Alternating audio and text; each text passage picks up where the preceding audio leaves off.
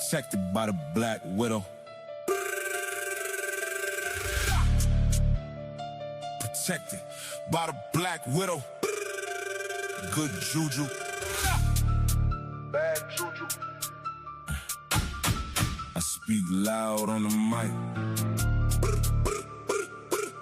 Knowledge to the people. I speak loud on the mic. Knowledge to the people. Where the fuck you been? Bomb little niggas again. We buck the trend. It's been a trend. Poor desert. Eagles again. Never say this line again. Never sipping Heineken. Black Panther riding again. Always on my mind to win. I'm where I supposed to been. Black Widow protect me. Feds lose again. Nigga, cheat the win. Dope fiend never win. I speak loud on the mic. Knowledge to the people. Protect the youngsters. We pull desert eagles. Never say this line again. Never sipping Heineken is where I win. Black Panther riding again. When niggas break wild, no slack.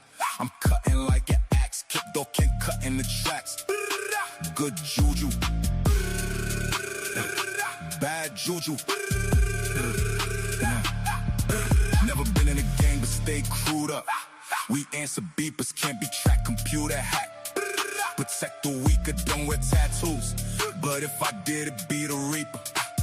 Never say this line again, let truth be where we begin. Christians talking reckless, claiming we born in sin. Capping, let us begin. Pseudo killers to the rescue again. Never tripping, we teaching STEM forces, those tripping. Shoes again to the pseudos. It's always grim, we play to win. God killer again. Always time to defend. Bit the trend, King souls to the king. If I can, chill and be Ken. Malcolm Finch, those niggas for the win. 10 talk, bitch walk. Advanced time enough for them youngins. Space age Africans. Anthony with the space pop. And yeah, jump, we smacking them.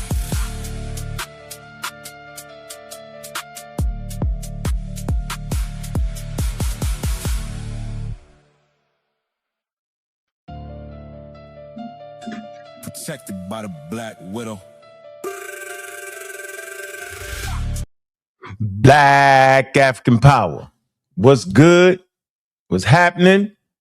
A well-organized lie defeats a disorganized truth. Every time, woo-hoo-wee, man, y'all already know what it is, man. It's God killing the house. And I come to do what I got to do, and I'm going to do what I got to do. I'm standing tall. I'm standing strong. Hey, y'all know what it is, man. Bobby banging this bitch. Man, I see y'all coming in the building. What's going on with Sir Gall? Pseudo Killer Army is in full effect, man. What it do? Griot, what's up? Veiled Griot, what it do? What it do? What it do? Immortal, what's up with you? What you say? Make sure to say time. To say the time period you talking about so I can follow along. All right. That's the only way you can understand the damn conversation anyway, ain't it? Man, I hope I don't leave you out the dry like that, because you do need a timeline, man. Be coherent. We normally all over the place around here, too. And I ain't saying me. But, man, good morning. Man, it's in the morning time. Ain't lunch yet. Be there in an hour, right?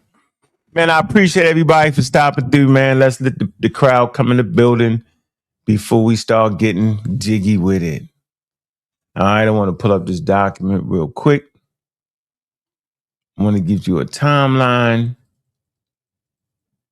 a scientific method.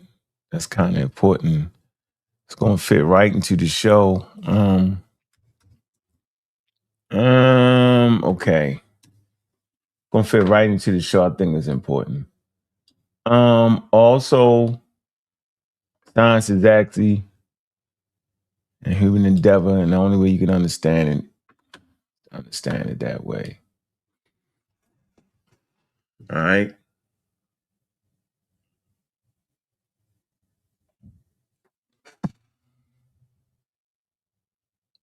So we right here. All right, let me see. Let me get this together.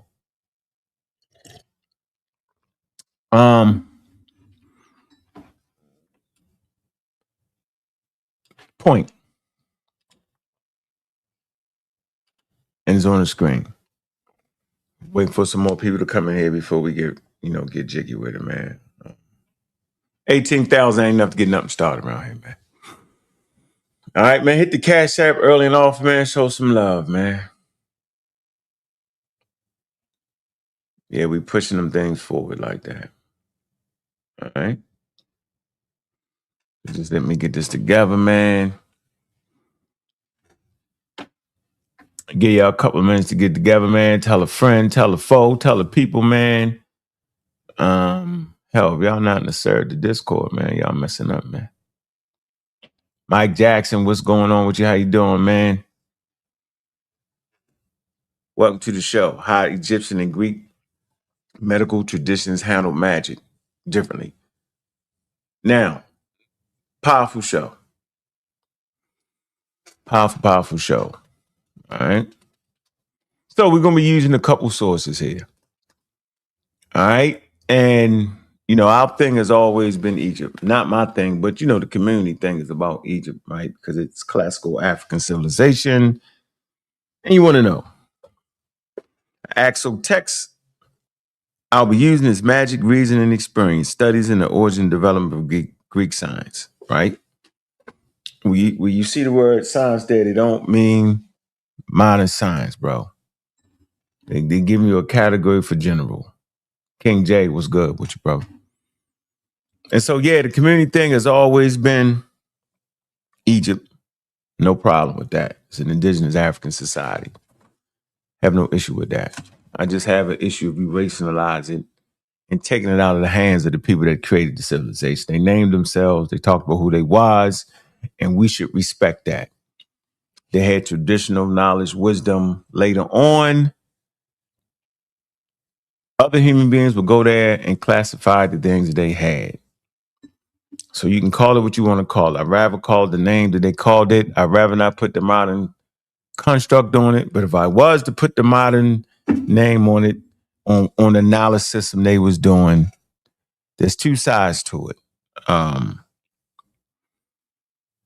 an African perspective, I would call it indigenous knowledge, wisdom, empirical data. All right? Ecological knowledge is knowledge gained through their ecology, bro. They had a deep study with nature. But just because you have a deep study in nature don't mean you're going to get all the answers from nature. 13.5 billion years or 13.7 billion years. For the religions amongst us, that is forever. I'm going to say it again. 13.7 billion years is forever. You can't even imagine it. Knock it off. Back to Africa. So I want to kind of get y'all in the position of hearing things that I have not been hearing before. And it's just important to understand that you have to have a global understanding if you want to understand African history, because African history is global. Homo sapiens sapiens migrated out of Africa, and based off of going through different environmental changes over about 350,000 years, they evolved in their environment on different continents.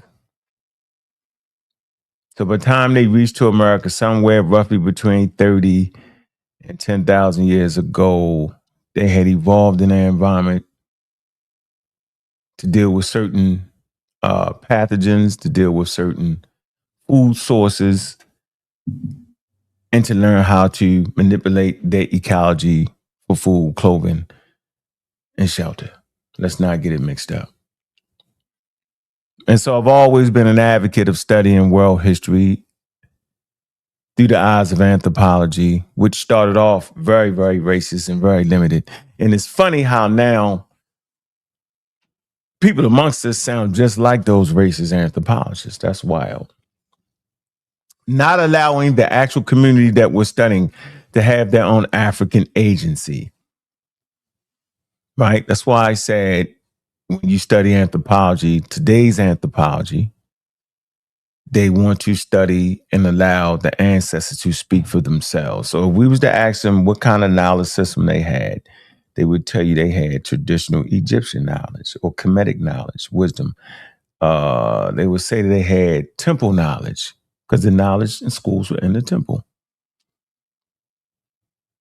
Right? And they learned a certain way of doing business. We all know, listening to this broadcast, y'all clearly know that is a regular thing. We say our ancestors never separated their knowledge, wisdom, spiritual systems from their science or from their knowledge. They never separated. And y'all would fight for that. Right up until I did the lecture right here on this channel, big up the sa.neter Studios. And y'all lost y'all mind. Funniest thing ever, man. Y'all literally lost their mind. Big up the Mel, man. Pseudo Killer Army, man. All day, every day, man. Mel been in the grind, man, for about 15 years, man. In the grind, studying and raising the game for everybody, man. Appreciate you, Mel. Everything you do. He got the grand library of Pinter shoes. Oh, shoot. So we got 30,000 in the building. That's about time to crank this thing up. All right? Let me grab some water. All right? Grab some water real quick. Grab the water real quick. Hit y'all with this.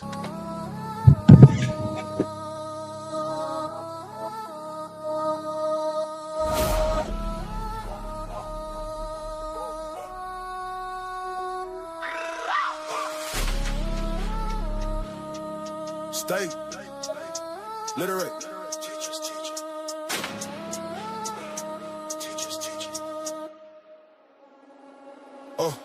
Lack of knowledge, it's a deficit. Why don't you get with it? Can you get with it? Monumental test without it. Why not get with it? Niggas get having fits, it never a quick fix. Trick doing tricks for preaching in the pulpit. The religious think science be a trick, but it's a religious trick. Pull out the blick, pray to Jesus, but still selling bricks. You still don't get it. You're still with it. Now you're in deficit. So what can science fix?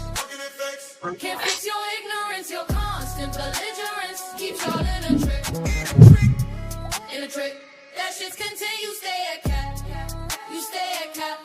Man, y'all stay at cap with that fake information y'all trying to promote, man. We ain't never going. We ain't never going. So here we go. All right. So when we look right here, all right. So Vince, here you go. When you look right here, it's clear, right? You see the timeline and the history of the scientific method. At no point, looking at this screen, should you make the wild thing to say that the quote unquote scientific method was fully formed in Egypt. If you do that, you're scamming. All right? It simply talks about how the Edwin Smith Papyrus, a unique ancient Egyptian text, contains practical and objective advice to physicians regarding the examination, diagnosis, and treatment and prognosis of injuries and ailments. They say it provides the evidence that medicine in Egypt was at this time practiced, right, as a qualifiable science. All right. Now, I already know the word gonna throw you. Hey, you losing your damn mind because you're not understanding the context of it. Right? They use the word science for knowledge right there. All right? And they qualifying it. Now, why are they doing that? if I say science is a human endeavor, that includes humanity, period, then it couldn't have just started in Egypt, could it? Couldn't be fully developed in Egypt. The Egyptians didn't know about the 7 continents. They only knew about Africa and Asia, right? Think about that. That's something for your brain to catch on to. So this couldn't have meant what you thinking it means. It couldn't have. All right? Couldn't have meant that. But that's okay, right? Those that struggle will continue to struggle. Those who want to learn.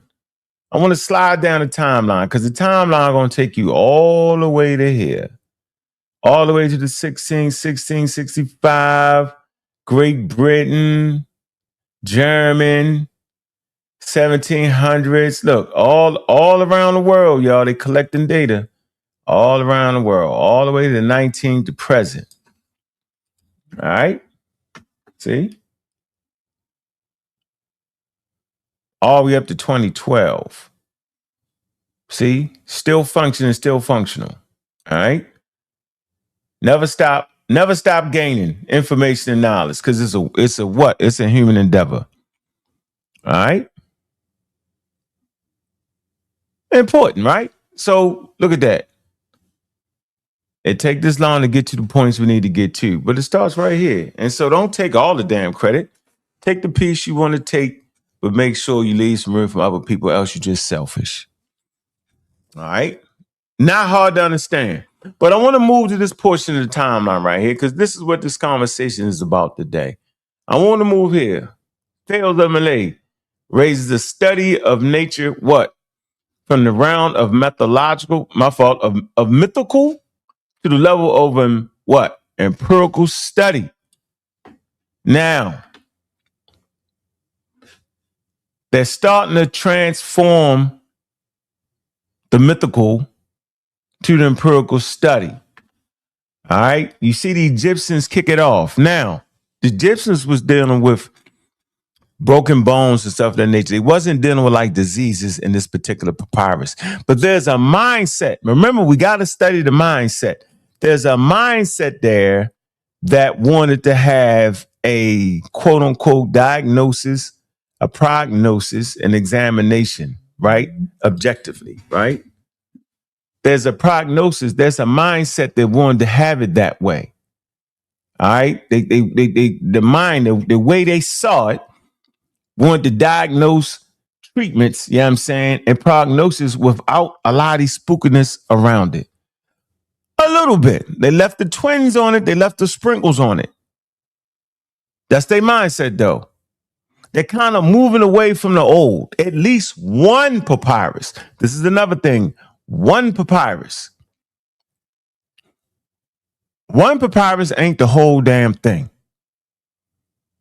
But we see the mindset in the Nile Valley, right? At least amongst one scribe that wrote the damn Edward Smith papyrus.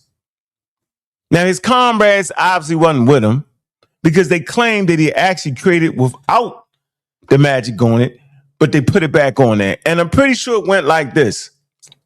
Intelligent gentlemen copying because they copy text. He say, man, I don't need no magic right here. And he do his thing. Maybe he took it to his superiors. They was like, what the hell wrong with you? You left the magic off. And they put it back on the text.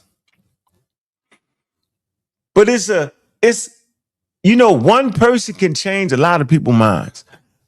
When I came in this community, it was all about the magic and all about the pseudoisms and all about the misinformation. Nobody brought sources, y'all. Rewind. Nobody brought sources. It just take one person to change everybody's mind. All right? So that's a good shift in thinking for one individual, right? Meaning that thought is there. That person can affect a lot of people. Great. But it's one text now. So it's not the overwhelming thinking. So we come to Thales, right? Now, why is Thales important? Because he raises the study of nature, right, from the realm of the mythical. All right? Now, how was he able to do that? So we just come right here real quick. All right. We just come to the history of atheism. Remember, Thales wasn't an atheist. Y'all always get this part wrong. Y'all caught up in modern atheism. It's not what we're talking about. All right. We want to go right here. All right. We want to go to classical Greece for a moment. And by the way, you have other places in the world that also started to deny the gods. All right.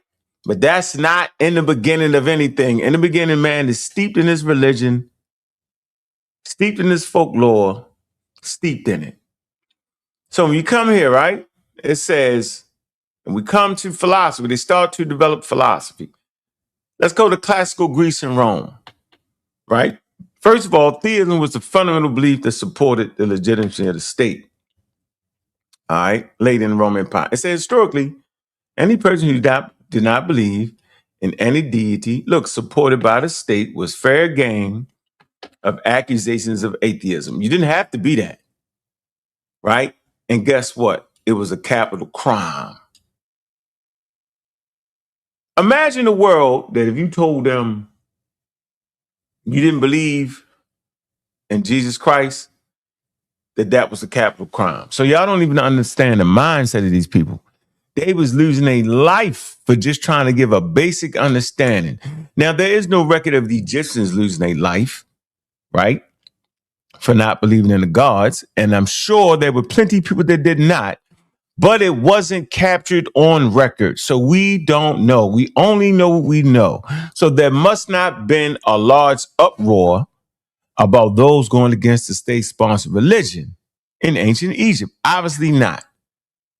Obviously, the gods did not conflict in what they was doing, but it did in Greece. This is a mind shift.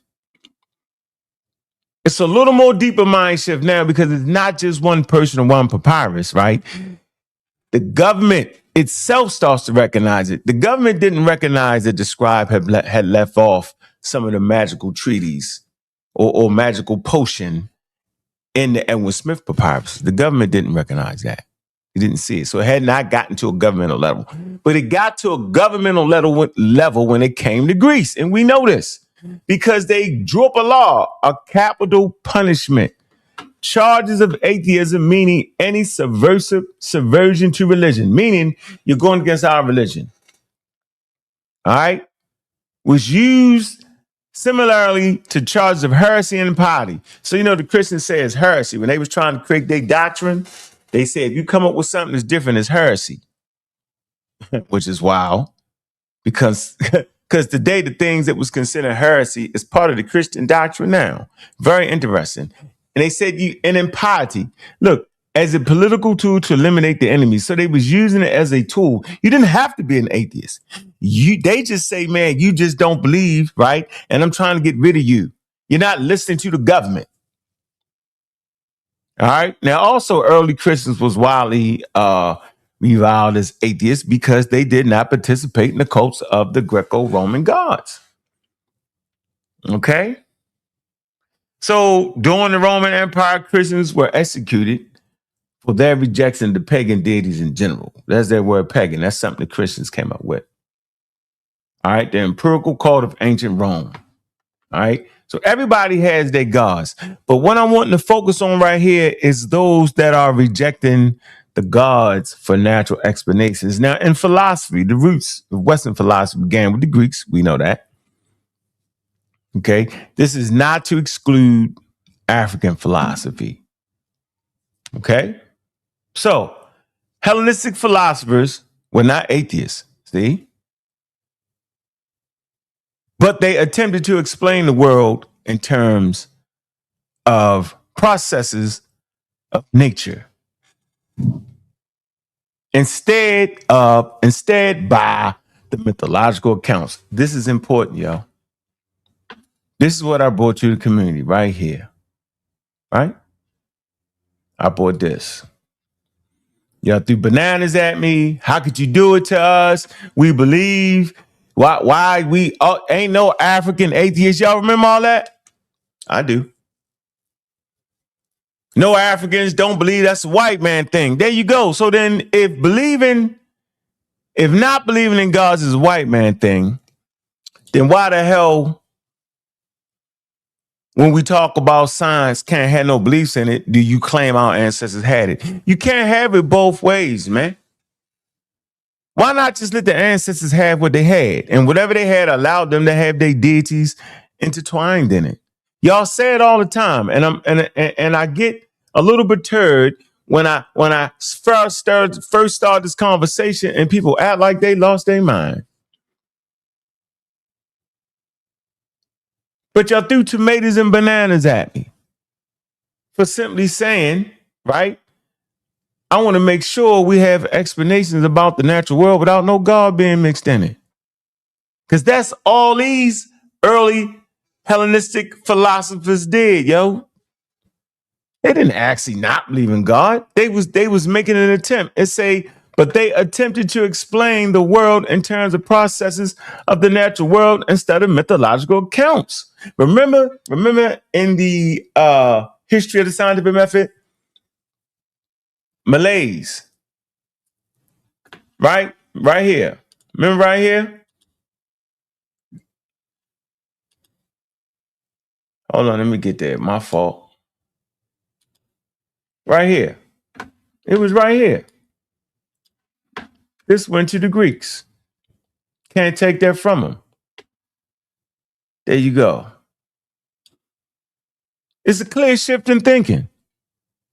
The Egyptians explain the world through their gods and their deities, and y'all can say what y'all want to say and make it what you want to make it African American, play what you want to play.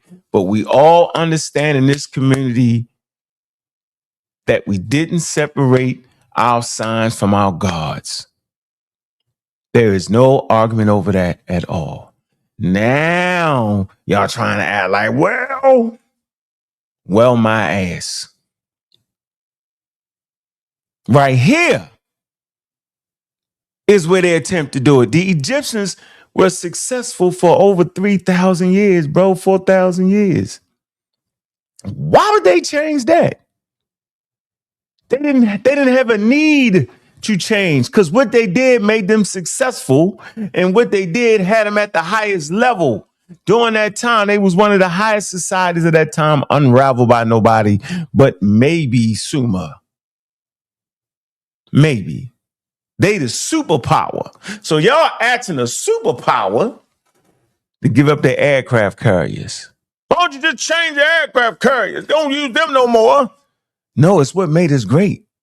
Why would I try to explain anything through the natural cause, whatever the hell you think you're talking about, when the gods have gotten us this far? Nothing tried it, and they erased his name out of history and went right back to where they was at.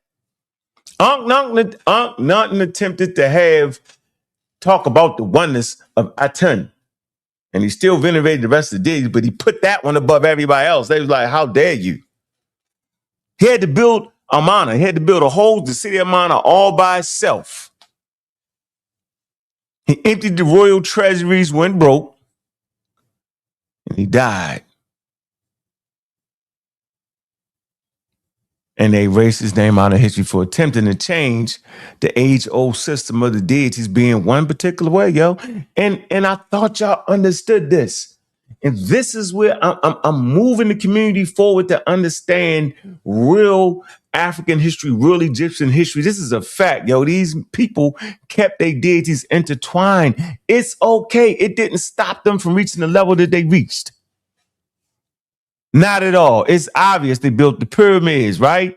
They built, that's a great accomplishment. That's the first skyscrapers. They had high-level mathematics, high-level engineering, technology at the level, writing, early writing systems at Abydos.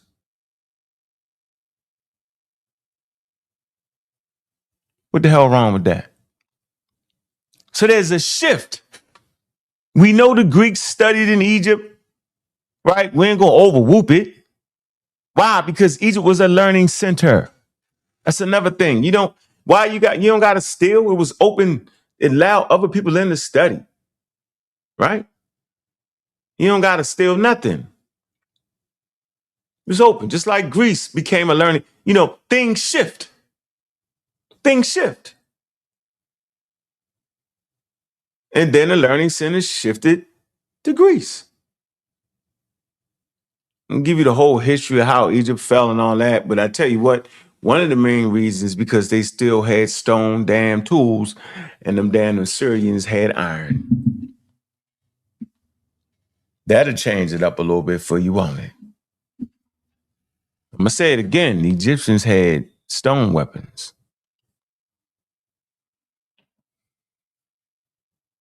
The Assyrians had iron. The Nubians had more iron weapons than the Egyptians. That's why they ran over Egypt. Ran right over. And got defeated by the Assyrians, who took Egypt. Anyway, right here at timeline 624 to 558 BC, Thales of Miletus. If you've been following me, I've talked about it. Right? He raises the study of nature from the realm of mythological. That's important, man. Back to here again. Stay abreast of what I'm doing. Stay right here, yo. All right? Just walk with me. Don't fight this class. That's the fact that the Egyptians didn't have a real standing army like that. We can fact check that, but I don't got time right now. So here we go. We right here where this particular society decides to stop promoting mythological stuff, but they lost their life for it. I want y'all to get that in y'all brain, right? That's like y'all come to the conscious community and the federal government start kicking y'all door down for not believing in Jesus Christ and hanging y'all family members for it. It was that type of program. All right? Hanging them up or putting them out the country. I'm going to send y'all to Venezuela. Send y'all back to Africa because you don't believe in Jesus Christ.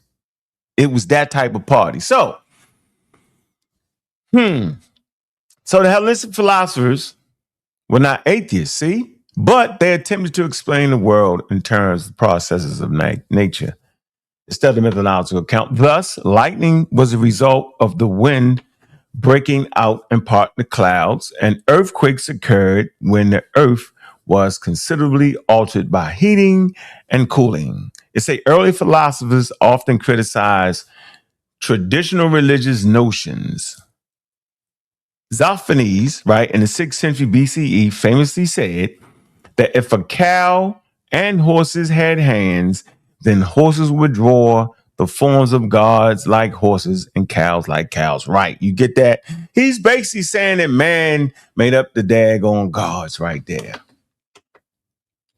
The Egyptians didn't think that at all. Of course, some of them did, but the ones that count didn't. Now, another philosopher, Anaxagoras, claimed that the sun was a fiery mass larger than the Pellines. A charge of impiety was brought against him. Look, and he was forced to flee Athens. This man got to leave Athens, yo, because he said the sun was a fiery mass. I'm trying to show you this difficult walk towards fully functional science or fully mature science. I'm trying to give it to y'all, man. All right. Now, move forward a little bit more. Socrates, one of my favorite, was accused of being an atheist. Look, refusing the knowledge of the gods recognized by the state. Socrates. Here you go. See? The public Athenian, look, associated Socrates with the trends of pre-Socratic philosophy towards naturalistic inquiry and a rejection of divine explanations for phenomena. Key word, y'all. Phenomenon. When did man decide to embark on the heavy endeavor of allowing the phenomenon to be the authority? This is the walk towards science. Accumulated knowledge over 350,000 years will bring humans to the point where they take themselves out of the equation and decide to make the natural world, which is the phenomenon, things that occur in the natural world is the phenomenon, the authority. It wasn't made the authority in early hunter-gatherer tribes for sure, and it wasn't made in ancient Egypt for sure, or Nubia, or any other African state, or to that point, any continent on planet Earth. It didn't occur yet. But the first inkling of moving towards that, right, you can see it in the Greek records. And Socrates was accused of that. He was accused of trying to take away the divine explanations for the phenomenon. We talking a mind shift to the point where the government had to stop it.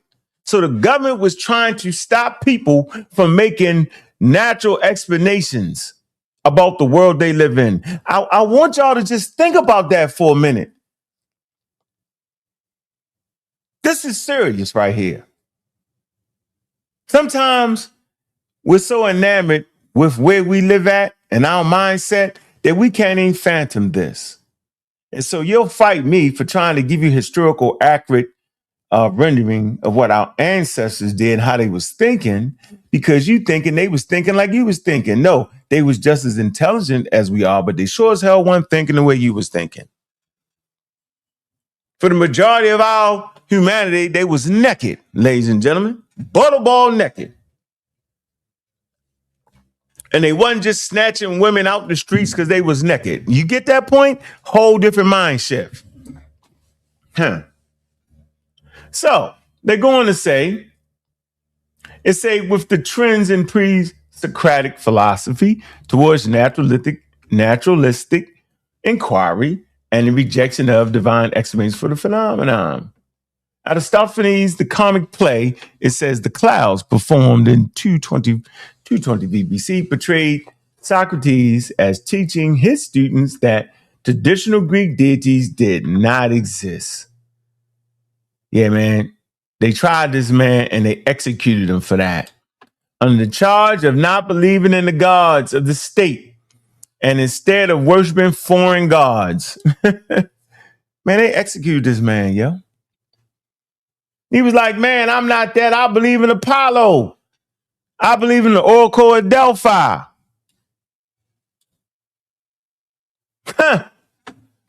Yeah, he was thought. Man, look, man. This particular individual was starting a trend, man. A lot of times our community never talked about this trend. So when I watch this, imagine how y'all treated me and imagine how y'all still treat me now. Y'all really can't stand the fact that I don't believe in God. That's the underlying hate I get. Why this nigga? What's wrong with you? And y'all know what y'all say? Y'all say it's the white boy thing. It might just be, huh? It might just be their portion, right? That helped humanity move towards science. Or let's say this better for you. It might just be their part in moving humanity towards the authority of the phenomenon. Maybe it's that, huh? Maybe that's their piece. Maybe your ancestors couldn't do it. They was like, hell with that. It's the gods. Y'all say it all the time. They never separate that from their knowledge. It never actually slowed them down, did it? No, it didn't. But what it did was it stopped them from a particular mindset, and that you have to have not only science is ruled, meaning it has rules to it.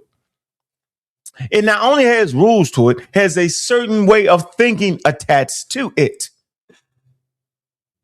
At all costs, the phenomenon has to be the authority, right?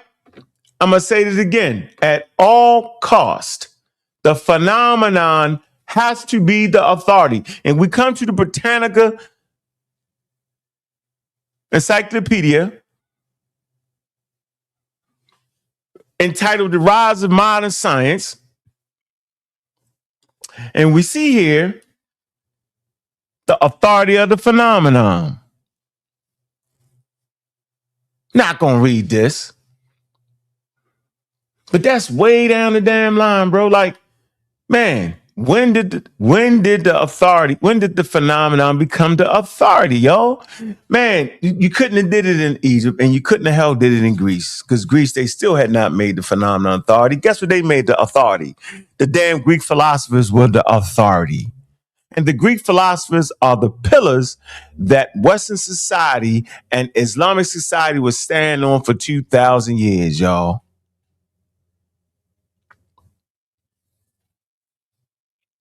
Right. Who knew? And it's not to the discovery of the Americas accidentally that they say scrap that shit. The hell with the Greek philosophers. Oh man. Crazy work, right? So let's keep the course, man. I just wanted to give y'all a touch him up. We touch him up a little bit. We just touch him up a little bit.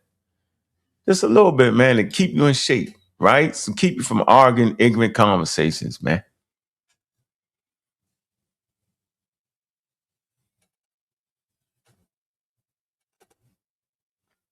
All right. So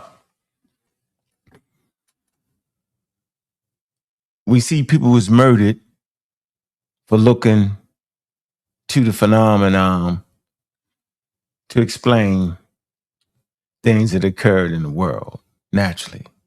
All right. And there's a few more philosophers that will continue to make clear statements, like Pythagoras stated at the beginning of his book with regards to the gods. I'm unable to say either that they existed or do not exist. Diagoras of Melos allegedly chopped up a wooden statue of Hercules and used it to roast his lentils and revealed the secrets of Eleusinian mysteries. Huh. Oh, you gonna chop that statue up, huh? The Athenians accused him of impiety and banished him from the city. This man got banished from the city, yo. For chopping up a wooden statue. Crazy work, man. Crazy work. All right. So that takes us to here. So now we see how the Egyptians was thinking that their way had brought them to greatness consistently for 3,000 years. They consistently great. There's no need for them to change. Now, Greece was different city-states, right? For instance, when we talk about Thales of Malay, he starts a school of philosophy in Ionia. And in starting the school of philosophy in Ionia, there were different treaties in Ionia. In Ionia, you could actually cut a body open. This would be good for knowledge of the body, being able to cut it open without it being a treatise against it. They also had a treatise against homosexuality, okay, in this particular province. Other provinces didn't have treaties against homosexuality. So a lot of people be wrong when they say the Greeks just practice open homosexuality. It's depending on the different city-state. They all had different rules and regulations. I say this to say that he goes to a place where he can actually start a school, which wasn't even, I did a whole demonstration on the school. It wasn't a well put together school like the Egyptian schools. The Egyptian schools were well put together. Temple knowledge, right? certain coursework you had to do. It was tight. The Malayan school, you probably was sitting out on the damn grass somewhere philosophizing is what they was doing. There's no written records of it. They didn't have handout papers and all that training and no, wasn't even that. So the Egyptian schools were better, but the mindset was different in the Malayan schools. You get that? So we're talking about a mindset, the way you see the world. Most of y'all watching this broadcast actually think that some type of creator made this and made that. It's a mindset. It don't got to be true. You can't verify and prove it, can you? You sure can, but you ride with it. A lot of y'all listening is all in the Bible. You actually think that these words was inspired by God. It's not. Man said it was inspired by God. So you can see what I'm saying when I say a mindset. I have a certain mindset, right?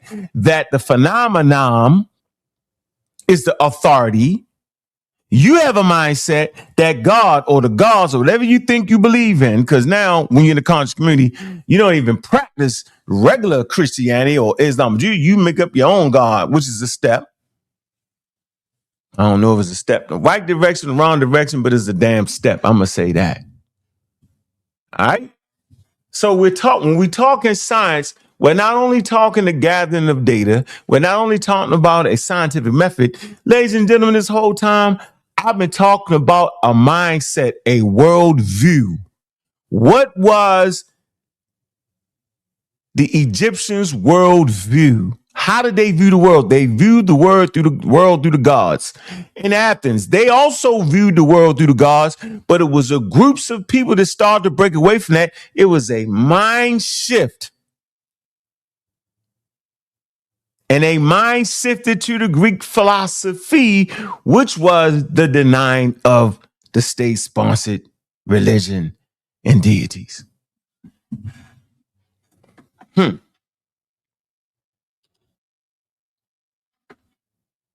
Interesting, right? So we pause that idea for a minute and get you back on track. Pin that. Talked about the Greeks, talked about the Egyptians, talked about how the Egyptians' mindset was steeped in their traditional knowledge and wisdom based off of the gods. Worldview was through the gods. The Greeks, philosophers, people, individuals started to break away. Institutions started to break away. They started institutions that is in disrespect to the gods. We're in the same place now in this community, man. We are breaking away from the authorities of the elders, and people can't stand it. It's not actually disrespect like Thales and them. They're not saying that they didn't have respect for the gods. They saying they want to be able to explain the world not through the gods. I'm saying I ain't disrespecting the elders. I'm saying I don't see it the way they see it. I'm saying I got more information. That's not a disrespect. That's literally standing on their shoulders. So let me give y'all a soft pillow here so y'all won't think that science is a Greek thing or an Egyptian thing. It's not. Science as a universal human endeavor. Proto-science, indigenous knowledge, and the scientific method. Man, science is a universal method of producing knowledge, yo. Not confined to a specific civilization or ethnicity. Modern science evolved gradually from diverse knowledge traditions across the globe. We talked about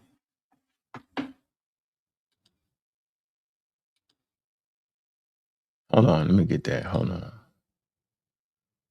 We talked about this, y'all. Hold on. Real fast. Remember we talked about this? Remember this? We talked about the global timeline from indigenous knowledge to modern science and how it was a cumulative, keyword, cumulative development of scientific thought across civilizations, bro. So it don't start off as science, man. It starts off as indigenous knowledge for 350,000 years. Man, remember I showed y'all this right here? I said 350,000 and 3,000 BCE. Early practical knowledge, astronomical observation, and agricultural calendars across diverse cultures, man.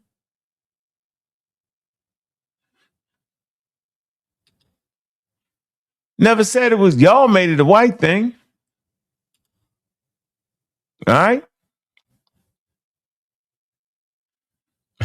Funny.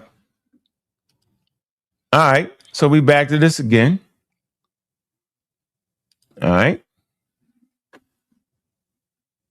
And you see on the map right here, there's different aspects. I'm done. Hold on. Man.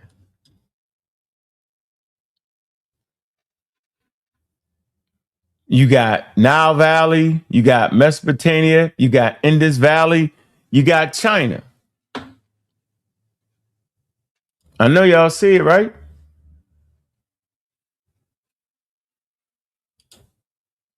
Map right there in front of y'all face. All right. These are great river societies. Tigris Euphrates is a river, y'all. 2 rivers. This is where your biblical tradition comes from. All right. You got the Indus Valley, Harappa River. All right. And then you got the Nile Valley. These are key points of interest right here. The Great Rift in China, the Yellow River. All right. Now, can't have it all, y'all, because what is a global experience, right? The evolution of scientific knowledge is say from indigenous wisdom to modern methods. You have to have as the foundation of science indigenous wisdom. Indigenous wisdom is not science because it is accumulated. You have to accumulate a certain. Let me make this straight for you. Look, man, you ain't running around outside knowing what the hell goddamn water is, man. All right, you're not knowing the breakdown of water, the natural H2O. Nigga, when the hell you thought they said H2O? They ain't just holler out, oh, drink the water, H2O. Get the hell out of here, man. You don't start off with reading and writing. Indigenous knowledge did not have reading and writing. Indigenous people did not have on shoes. I know y'all sitting there thinking, oh, man, we got shoes on. No, you will walk outside with no shoes and hurt your feet. But your kids can run around all day long. No, you ain't put some damn shoes on. But y'all adults, you putting some shoes on. Your kids, man, because it's natural for them not to have on shoes, ladies and gentlemen. And you got to force your kids to wear shoes. Early humans didn't have no damn shoes. So you need indigenous knowledge and wisdom to get the modern methods. And you can't skip the steps. Y'all skipping steps. Y'all saying that the indigenous people at 350,000 years had science. That means y'all lazy and y'all skipping the steps. Nature does not allow you. The phenomenon does not allow you to skip the steps. You can't skip the steps. There is no skipping. You can't go straight to the damn 12th grade. You can't go straight to trigonometry. You can't go straight to writing. You got to know your damn ABCs. Before you know your ABCs, you got to know the damn letters.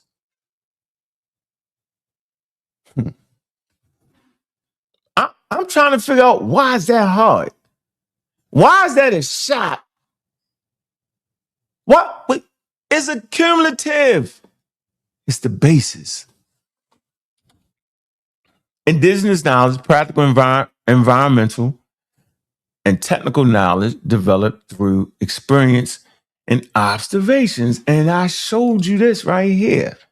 Y'all playing with me, yo. When the sea saved humanity. And I came down to this point right here. Cave today known simply as PP13B. Type it in your damn search engine near Muscle Bay, South Africa. I've been teaching this for 20 years. Now I got to use it on you. Sheltered humans between 164,000, 35,000. But y'all lied. The elders misinformed the community and said that the white man was in the caves. No, you was in the damn caves. Because there aren't any humans but you in Africa at 164,000 years, ladies and damn gentlemen. Nobody else on the earth but you. people of color, dark-skinned people, brown-skinned people, no pale skin yet. There's no need for it. You in South Africa.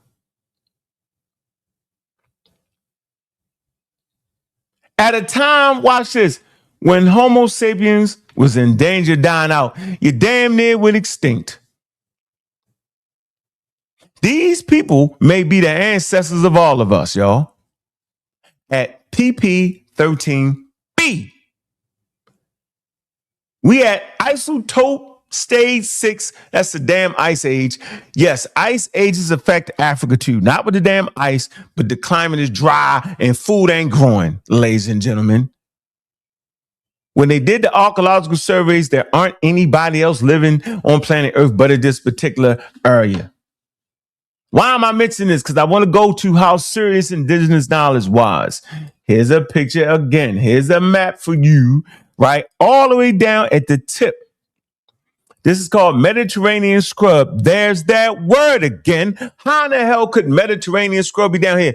Because when they saying Mediterranean, they're actually talking about the damn weather. And you let the people trick you in this conversation about Black Egypt and made it seem like there was Mediterranean people. There is no Mediterranean damn weather in the whole of the Nile Valley. The Mediterranean weather is in the quote unquote go all the way up here at the tip, up here where the Mediterranean Sea is, right? And go all the way down to the bottom. California and certain places have Mediterranean weather. Don't make me pull a climate map on y'all. Because we armed and dangerous with sources. So this is at the tip. Your ancestors migrated, following the coast, all the way down to here to get food substance. Very, very important. Hell, super important. All right. Let me move this.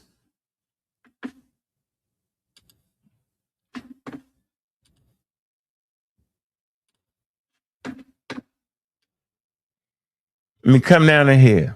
This is the food they was eating. Shellfish. It's rich in protein and mussels. They the first shellfish eaters in the world. Type in who are the first shellfish eaters in Africa. And it's called Pinnacle Point sites, right? Variety of different snails and shellfish. This is what their diet was. So I don't want to hear about no religious treaty of don't eat this and don't eat that. That's religion. Your ancestors ate what the hell they had to eat. And I'm pretty sure they enjoyed it. But this is what they was eating. They was eating food from the sea. Why? Because it wasn't nothing else growing. They was also eating these grubs, and you can pull out the ground right here. Eating this and eating that. Now, why is this important? It's important. Why did I bring it up? Let me show you the technology they used to get it. Let's see right here. So they foraging to get these grubs, these plants, and these shellfish, right? They say this kind of foraging is harder than it might seem. They say the mussels, limpets, and sea snails live on the rocks in the treacherous intertidal zones, where incoming swell could easily knock over the hapless collectors. Along the southern coast, safe harvesting sufficiently high returns is only possible during low spring tides. So what does a low tide do, ladies and gentlemen? It exposes the damn shellfish. You got to figure out a way to mark time to catch it. Because guess what, y'all? If you don't catch that low tide, the tribe, the clan, run the risk of starving. It say the gravitational force of the ebb and flow of the water. Let me read this again. It says high returns is possible during low spring tides when the sun and moon align, all right, exerting their maximum gravitational force on the ebb and flow of the water. So you know the moon affects the tides. Because the tides are linked to the phases of the moon, advancing by 50 minutes a day, I surmise that the people who lived at PP13B, look it up, which 164,000 years ago was located much farther inland. They say 2 to 5 kilometers from the water because of the low sea levels. scheduled their trips to the shore using what? A lunar calendar of sorts. So they had a rudimentary form of a lunar calendar. They followed the moon cycles because they started to understand the patterns in nature, the relationship. They could make a prediction, right? That when the moon was here, then this would affect the low tides and then we could get our food. This was high level of that damn time, ladies and gentlemen. And they didn't need science to do it. They just needed to have a working relationship of understanding the patterns in nature. They didn't know it was called the damn moon. Probably deified it because it brought forth food to them. It exposed the shellfish. But they still had to mark the time right to get the shit right. They knew where they was at. They understood their time. High level. It says, just as modern coastal people have done for ages. That's how they do the study. They realized that modern foragers today do the same type thing. They track the moon systems. A recent study by Jan Divanik of Nelson Mandela University found that skilled coastal foragers could harvest shellfish at return rates that exceeded the former king of return rate foraging large mammal hunting. So yeah, they got more food when they did this and started trying to kill large animals. Using what though? That lunar calendar of sorts. Back to this again. That takes us right back to here again. We taking our time. Some of y'all sitting there thinking that indigenous knowledge was bullshit. No, it was super duper. Remember, these women collected plants for medical purposes, right? They kept the community healthy. They didn't need science. They didn't need to know the active ingredient in the plants. That would be science, wouldn't it? Protons, neutrons, the chemical equations. They didn't need to know that. That's science. So practical environmental technology knowledge developed through experience and observations. Proto-science. Early systematic observation, classification, and practical reasoning, often within the cultural framework. What's the cultural framework of the Greeks and the Egyptians? The gods is the cultural framework. It's their mindset. But they still have practical reasoning. Just because you have a god doesn't mean you don't have practical reasoning. You don't have to be an atheist to have practical goddamn reasoning. But it's in their cultural framework. It's within the Egyptian knowledge system. It's within the Greek knowledge system. The Egyptian knowledge system is not a universal knowledge system. The Greek and Egyptian knowledge system, once again, is not a universal knowledge system. It's an Egyptian knowledge system, particularly prepared only for the Greeks and only for the Egyptians. But they had early systematic observation, classification, and practical reasoning, often within their cultural framework. We know what the damn cultural framework was. It was the damn deities, the gods. Stop playing. Modern science is what? Now, based off these ideas right here, as they accumulate through time, right? As they get to a certain space, there needs to be other mind shifts. Formalized methods involving experimentation, hypothesis testing, and mathematical approach. That's why we showed you the map, right? We showed you this so you wouldn't lose your damn mind. And it shows you at the beginning of that map is Africa, Edwin Smith, and then it goes all the way through time. Remember that?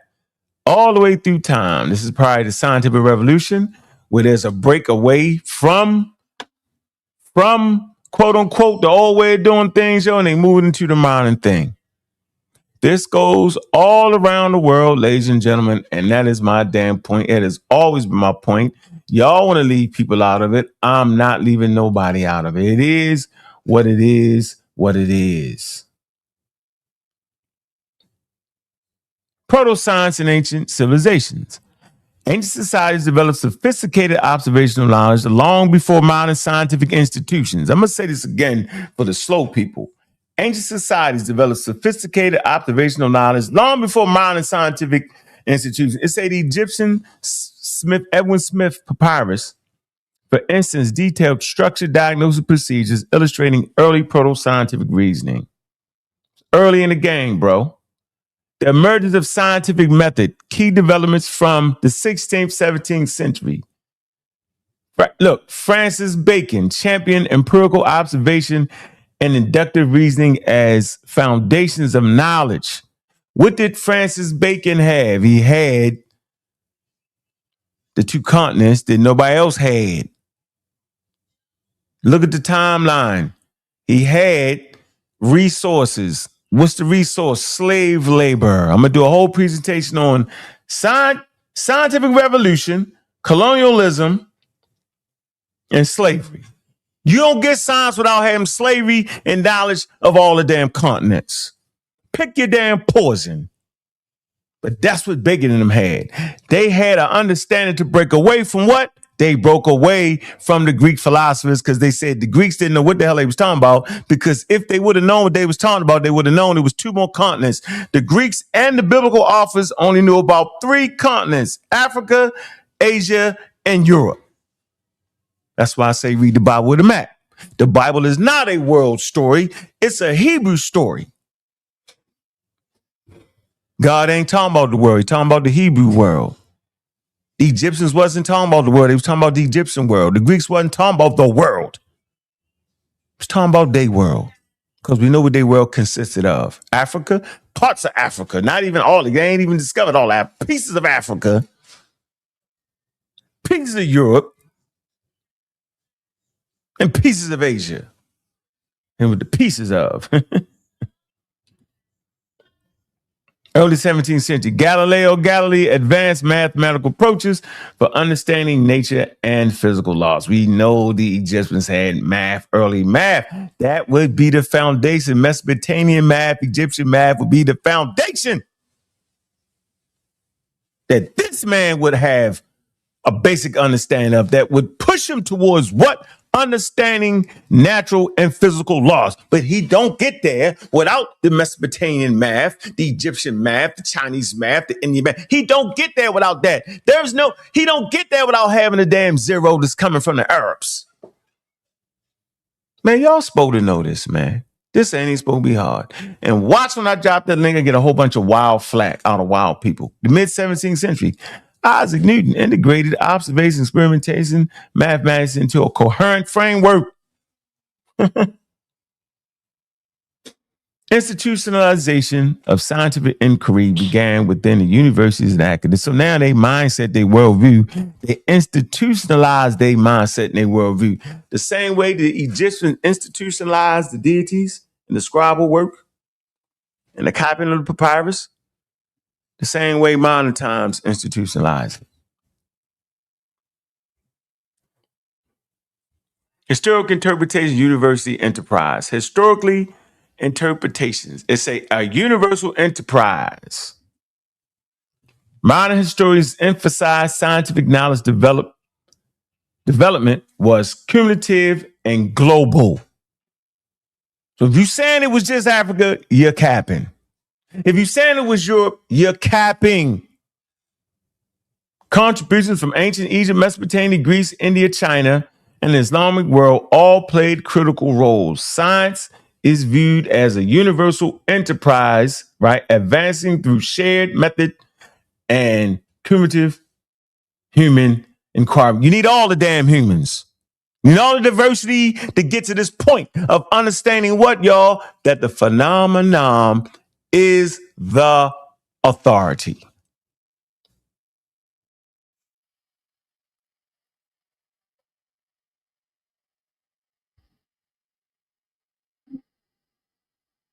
Yeah, we smoking on them Cheetos. Hey, y'all know it.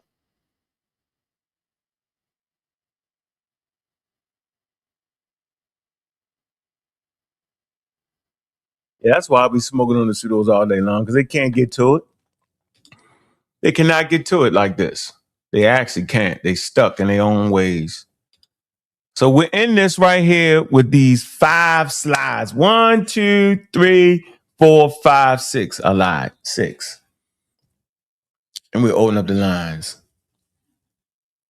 Hope y'all feeling good out there, man.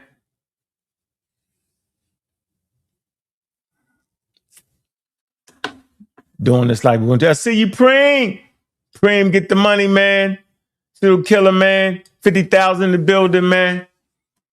Now let's get to the conversation we really wanted to have. I'm showing this mindset. It's a mindset here. Let me drop the Cash App before we get to this last joint here. Show some love, man. Stop. How they say, stop hating and just damn participate, man.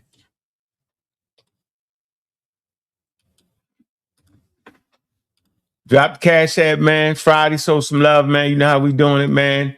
There you go, man.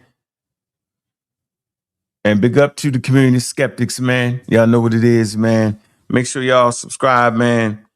We're trying to get to 5,000 subscribers, man, over there, man. Make sure y'all show that love, man. That's what we doing.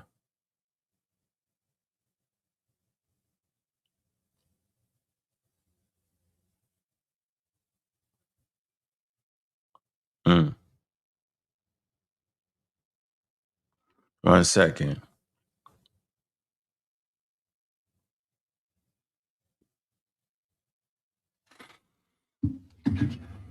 One second here, y'all. 1 second. Let me get here. Yeah, they too spooked out to get it. You ain't gonna spook out, ain't gonna let you get it. You can't be spooked out. If you spooked out, you ain't gonna get the lecture, yo. All right? If you spooked out, you ain't gonna get it. You're gonna be gone. You're gonna be messed up and out the game. Yeah, you can't be spooked out, yo. If you spooked out, you're done. Man, let's take this moment right here, man. Look, just take a second. All right? Man, hit the Cash App, man. Show some love, man.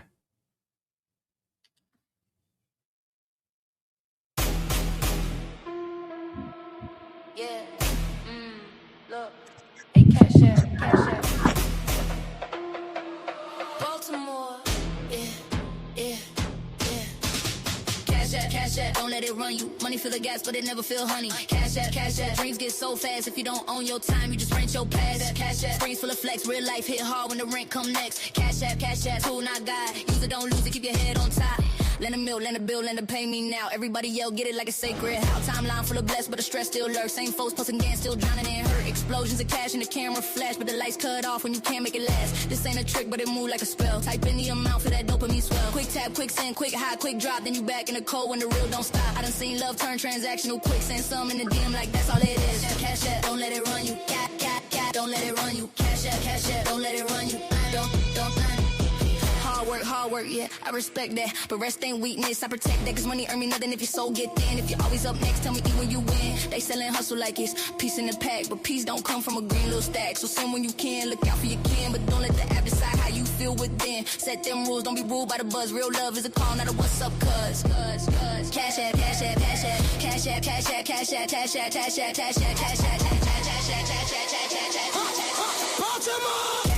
App, don't let it run you.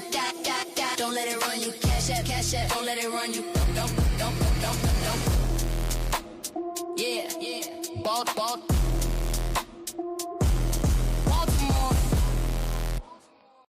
Man, y'all know what it is, man. Show some love, man. I hear the jokes in the chat. Not a problem, yo. Not a problem, man.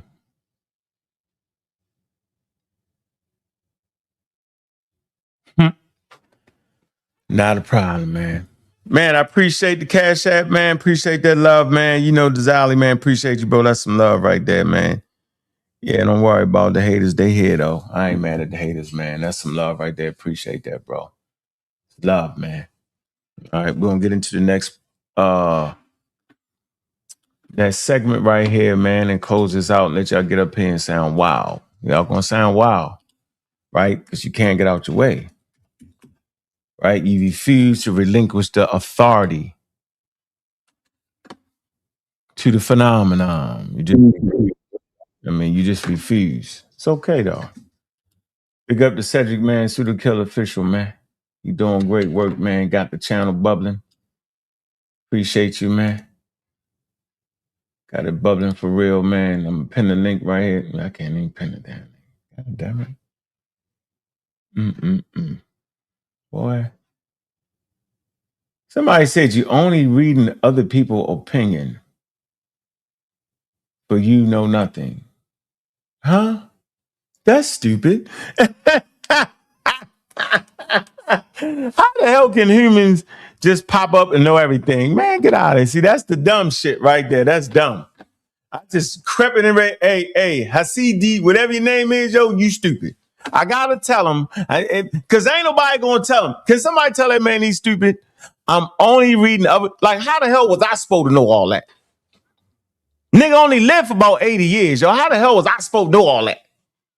See, that's what you're thinking. You thinking, did you know all that? How? Well, how, bro? That's the problem. We're stuck in the modern mindset with an iPhone and a YouTube channel, and we actually think that. We actually think that, bro. Get off of that, bro. Yeah, you gotta get out of that. Yeah, that's gonna have you stupid, bro. Yeah, don't do that. I'm only writing business orders. Hey, more wisdom. So what? You're a scammer now. It's all good though, but you scamming, bro. Because you won't hit that link. You won't have a coherent thought to talk about. You can't back up what you saying because you called yourself more wisdom, like you're more or something. You ain't no more. You're an African American. You running around here playing Muslim. See the difference? I ain't playing. I'm serious about what I'm doing. We not playing. So yeah, like you said, you wouldn't give me a food stamp. I wouldn't accept it from you anyway. How about that? Now, because you scamming. You're scamming our intellectual real estate. You don't want us to know our history. You don't want us to understand where we come from and how we deal with the world. You don't want that. See, you want to be stuck in wild traditions to say you was here in America first. You want to be stuck in wild traditions to say you jumped out the Bible in the Garden of Eden. You want to be stuck on that.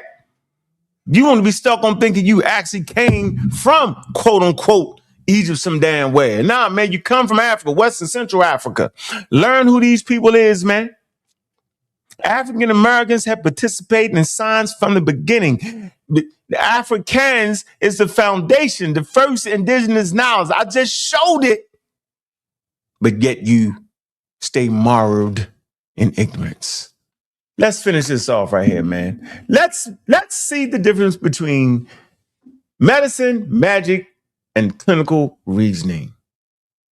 How Egyptian and Greek medical traditions handled magic. This is the cusp of what we talked about. How did they handle their worldview? How was their operation system in their head working when they thought about magic, incantations? What was they thinking about? Introduction to medical traditions. Early Egyptian Edwin Smith papyrus pushed magic to the margins. See?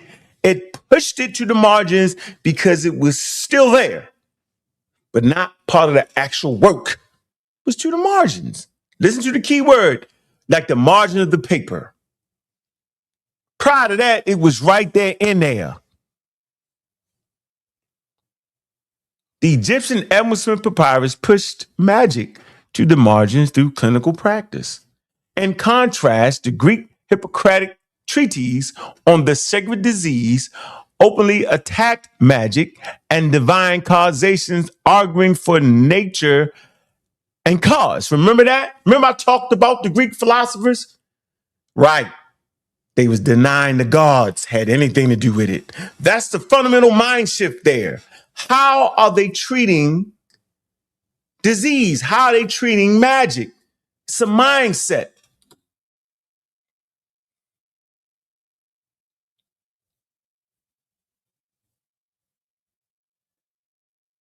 Key differences in medical traditions, y'all. I'm showing you a worldview. How they handle magic. Both cultures retain magical healing, but practical medical texts handle magic differently in explaining disease and injury. Egyptian pattern. The Edwin Smith Papyrus shows a clinical routine where physical examination and prognosis dominated without philosophical attacks on magic. They didn't attack the magic, y'all. This is a mindset. Greek pattern on the sacred disease. By the way, the sacred disease is epilepsy, just so y'all know. On the sacred disease, directly targeted magic, arguing disease has natural cause, not divine punishment or ritual. That's a mind shift from the culture of the Nile Valley Africans, right, to the Greeks. And that's okay. Magic and medicine, two approaches. Egyptian model, practical displacement, examine body and wound, diagnose, forecast, treat with technical steps. No broad anti-magic manifesto. Greek model. Okay? Polemical rejection, right? Attack purifiers, magicians, argue disease has nature and cause. Reject divine causation. Magic becomes an argument target. See the two bottles right there? See how things are moving in the human brain? Why would the Egyptians change what they was doing? They were successful for 3,000 years straight. They had one of the longest running civilizations. They not going to be able to get out their way on that. That particular culture is not going to be able to keep moving. You would need another group of humans to see it a little bit different. They studied what the Egyptians studied, and they decide to break away from their own traditions of the gods. Remember, they got murdered for it. There's no record of the Egyptians getting murdered for that. Not at all. They're not even thinking that way. We're talking world views. Historiographical frame. Lloyd's, right? This is the work, magic, reason, and experience. Lloyd's warning, avoid simple magic to science narrative. All right? Magic persists, but Greek writers developed a critical method. So the magic didn't just leave Greece, right? It still persisted, right? But they developed critical methods around that, though. Egyptian medicine could be empirical without being anti-magical, displacing magic through clinical practices. So they used clinical practices to move the magic to the margins. Remember that? Right? Because it's the difference between a disease, right, and breaking bones. That's another point I need to bring out. They did not feel the need to have the magic on a broken bone. We can set the bone and it's good. Now, Greek Hippocratic medicine could be polemical against magic, but this wasn't universal across all Greek medicine. It wasn't in all Greek medicine. I don't want to hit it all. I'm just showing you where you can actually see it start to affect the society. And that does not mean, because remember, Greece had different city-states, right? That does not mean they was all doing the same thing. So knock that off. They're not there yet, neither. Although they starting to lean heavily on the Greek philosophy, that doesn't mean they all was. The focus is on textual strategy, how each culture managed illness, ritual, causation, and professional authority. And this is what later on would be institutionalized, how they handle medicine. Egyptian medicine, Edwin Smith Medical Power, clinical displacement. Identifies injury, condition, framing it as technical problem. Examination places authority in inspection of the body, movement, sensation, and symptoms. Diagnosis, prognosis classifies treatable and makes outcome judgment through clinical skills. Remember, the Egyptians, that Edwin Smith was really dealing with battlefield injury, like getting stab wounds and bones breaking. All right. Treatment provides practical, right, interventions relying on technique rather than incantation. Explains terms and observations supporting the technical transmission of knowledge. We're going to make sure we don't overstate the Egyptian case. Egyptian medical writing, especially trauma cases like the Edward Smith, okay, can bracket magic in favor of clinical procedures. It can. The papyrus shows systematic, empirical, technical features, but not experimental science or fully theory of disease. See, y'all give them all that willfully, on purpose. Both cultures mixes religious, magical, and practical healing. Selected texts handle this mix differently. Greek medicine, on the sake of disease, magic as a target. It treats the sacred disease as no more than divine than other illnesses. See? Because people during their time period in Greece was trying to make it a divine disease. Why? Because they ain't know what the hell it was. It was epilepsy. They didn't understand how the brain worked and function. Attack rival healers. Accuses purifies. Magicians and ritual specialists on misleading the people, the charlatans, y'all. They be like, hold on, man, y'all making this shit up. Y'all practicing magic. They was directly attacking them. You don't hear that in the Egyptian thing. Established natural cause. Remember that? And they called those people that established natural cause what? Natural philosophers, because the natural philosophers do what? Study the natural world. Explains disease through physical bodily processes and causal regularity. It reframes authority, positions the trustworthy healer as one who explains, observes, and reasons about the body. Don't use the magic. Egyptian Smith Papyrus handles magic by clinical displacement, regarding surgical cases focusing on inspection, prognosis, and practical treatment with technical knowledge as the authority. Strategies, displacement versus polemic. On the sake of disease, the Greeks handles magic by explicit polemic, arguing against supernatural interpretations, attacking rival healers, establishing natural causes, and asserting causal argument as authority. You don't see the Egyptian scribes arguing over no damn magic. Nowhere. Go find it. Where my Egyptian readers at? Go find that. Important. Core argument, formulation, practical displacement versus explicit polemic. Egyptian. Clinical displacement. Magic is not refuted, but the case procedure can make it useless. Unnecessary.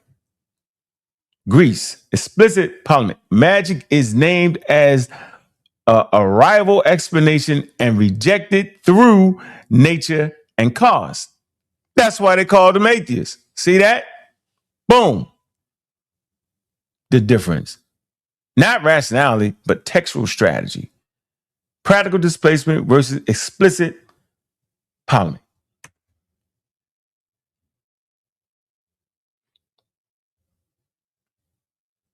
The 5th and 4th century Greek medicine had diverse healers, explaining the polemic nature of on the sacred disease as defense of medical authority.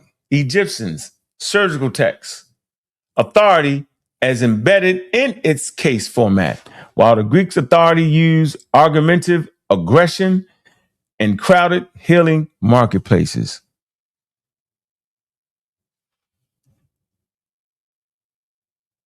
Limits and caution. Edward Smith Papyrus is clinical and largely non-magical in its surgical case, noted by Lloyd for its exceptional nature. on the sacred disease directly criticized magical religious healers, identified as sustained argument against divine causation. Neither tech represents its entire civilization. Both cultures mix healing practices and magic persists in Greek antiquity. So don't overwhoop none of this. Keep it right. Works cited: Alan P. Art, Music, Ancient Egypt, New York Metropolitan Museum, Breasted James Henry, Edward Smith Medical Papyrus, 2 volumes, Oriental Institute, Hippocrates on the Sacred Disease, translated Francis Adams, Lloyd, GER, Magic, Reason, and Experience and Studies in the Origin and Development of Greek Science, Nunn, John F., Ancient Egyptian Medicine, University of Oklahoma, Fallacies and Sickness in History, Epilepsy, from the Greeks to beginning of modern neology. Osue.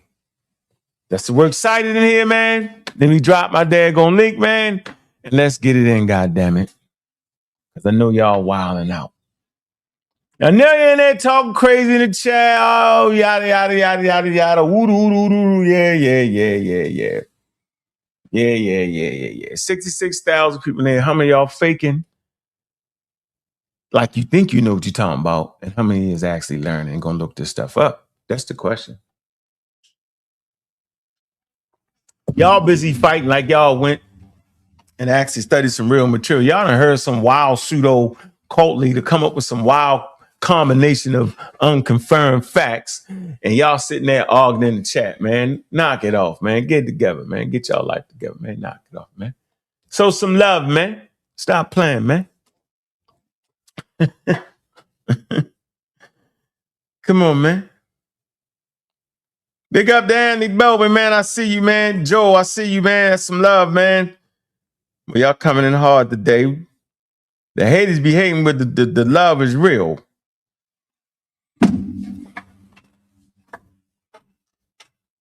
So let me drop the link.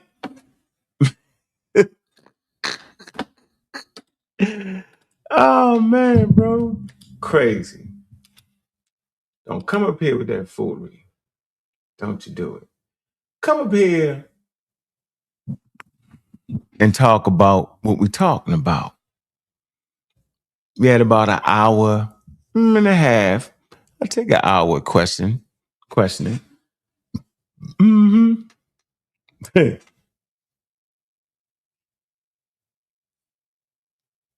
Yeah. You know them ad hominems is wild. I ain't mad at you though, bro. Hesse, this. Whatever your name is, Hesse did. Yeah, get out of here, man. Your comprehension is low there, Hesse. I see you talking crazy, but I'm gonna let you talk that talk. But see, what I found was a lot of people can talk that talk, but you know what they can't do is walk that walk. Yo, we walk that walk over here, man. We do. We talk that talk and we walk that walk. Now, I just gave y'all coherent, basic understanding, right?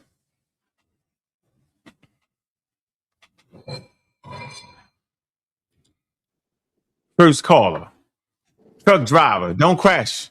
Don't crash. You know this is SAR, baby. You know I'm nice with it, baby.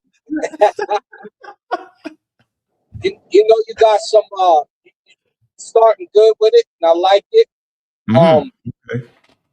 You may want to go back to I showed Saber Reggie a text in Egypt a long time ago, where one of the guys was like, eat the offerings, sip the libations. You know, no one's ever come back from the other side.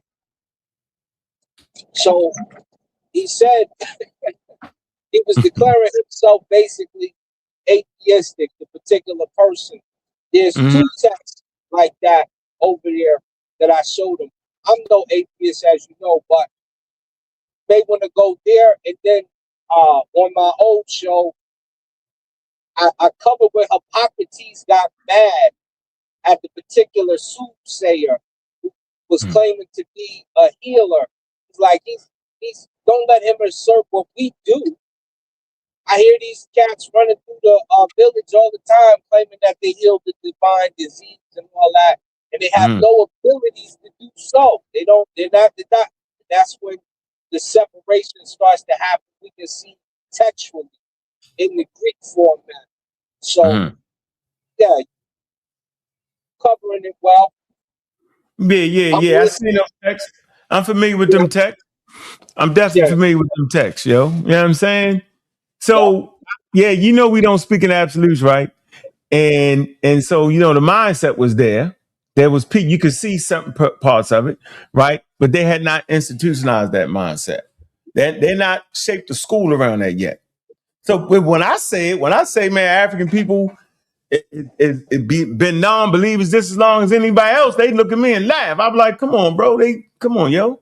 It just wasn't an institutionalized thing. On the other hand, now the Greeks, they murdered them up for that, and they started to institutionalize it. But it's part of how we do what we do, how we learn it, bro. It is. It's all I'm gonna good. lean out because I gotta drive and it's dangerous in California. Yeah, great and drive, yeah. You like that? All right, man. Drive, man. Don't crash up with that big rig, yo. Appreciate you, man. What's going on, Cedric? What it do?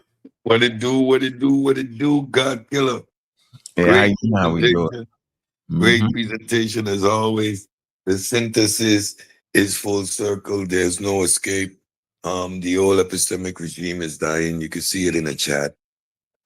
How do you do your own research? That means there's a wealth of knowledge that you have to ascertain, read, and collect your data from. But you want to be a natural philosopher and reinterpret and make up your own conclusions. The discipline required to operate in the 21st century and beyond has no room for natural philosophers, and that's what you're seeing in the chat. They're dying. They're dying a slow and painful death, as did the authority during the epistemic rupture, during the scientific revolution. Like you say, it was violent. People died. We are fortunate to be in an environment where they can't kill us, but we are being equally persecuted. But we just stay the course and continue to do what we're doing. Over on the pseudo killers, I'm going to continue to lay down that pedagogic work. We're going to continue to apply methodological naturalism to claims in the community. So that has everyone scared. The formula is out there. The community is synthesized. Everybody understands the nomenclature that we're using now. There is no escape, right? So the loose has been said. You drew that. You threw that out there about 10 years ago, in New York, on the House of Consciousness. I remember I was watching the show. You set the gauntlet down, and here we are, 10 years later, and it's official. That's a testament to your dedication and your focus and commitment to raising the bar in the community. The hate is gonna come from those who can't adapt. Yeah. All day, every day. On planet Earth, either adapt or die. The rupture has happened. We're breaking away from the elders' authority. We're not trying to hear it. We respect them, but we're not trying to hear it. What's up, Joe? What's good, man? Appreciate that love, man. What it do? Y'all two brothers, both of y'all been killing it. Y'all been doing real good, man. Hey, let me say this. Now this show you just did right now, it feels really familiar with the first one you did. Yeah, right? I know it. But I don't know if it's just I don't know if I just understand more, or if you're talking over this for the past two months. Just gotten you sharper. Yeah, you get better. All the above. All above. We had a lot of stuff. Your phone going in and out. All the above. Our ability to synthesize the information gets better as we continue to be newer, and the comprehension level is growing. So your phone going out. Fo, you got a bad connection.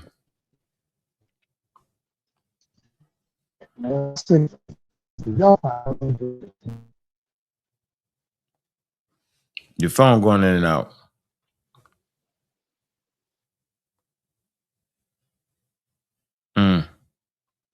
The presentation was the same, but yet different. Why?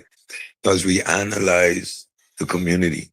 We listen to where the pitfalls are, where the problems in the communication and understanding are, and then we focus in on those particular points. The community has become a data set. We understand by analyzing the comments and the reactions on platform where we need to focus our next point of attack. So we can do the same presentation, but highlight the areas of nuances that is necessary. And that's what I saw. Beautiful. So let me say this. We had a lot of classes since then. We did. Right? We had a lot of classes since then, man. We understood what we supposed to focus on. We was wondering, well, why would people say this when we say this? Mm-hmm. You get it? Mm-hmm. Why they hearing me say that our ancestors ain't had no knowledge?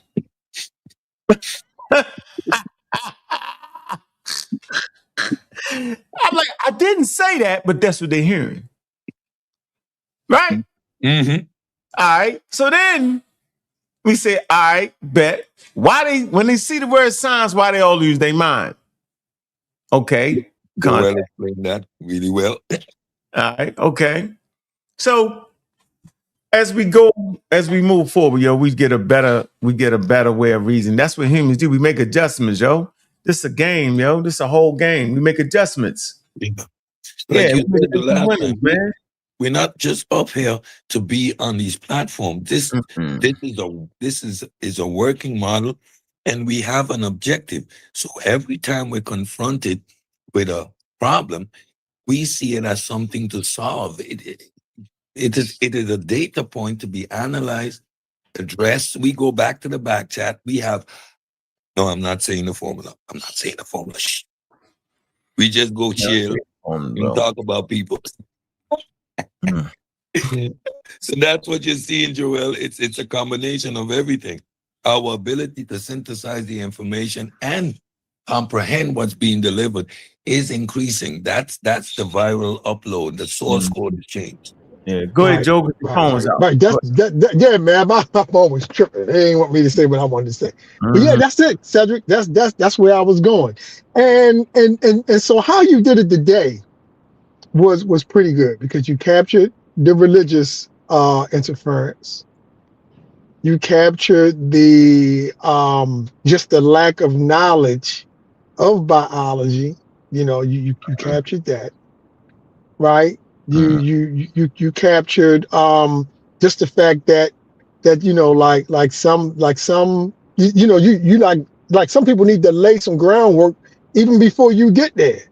You know, in some cases, you know, you picking up off of what others have done. You know, no matter how tight it is, they still leaving you with something. Yeah. You know, so you captured you captured quite a bit, man. And for people that like disagree with it, you know, they would have to be able to show where those steps wasn't needed. You know what I'm saying? And in order for them to be mad and say, oh well, it don't make no sense what you saying, you know, that can't be right. The Egyptians already had blah blah blah. They would have to be able to go and show where they actually had that. Like you can't just say it. You know, you have to show that they understood all this stuff. You know, that people started to like you use the Greeks, how they started doing things differently than them. They gonna have to show all that. Yeah, And if you can't, then your argument's fallacious. You know what I'm saying? So that's all I wanted to say. I thought it was really good. Well put together, bro. Yeah, I appreciate you, man. We keep marching, you know, forward and stepping on them at this point, yo. Yeah.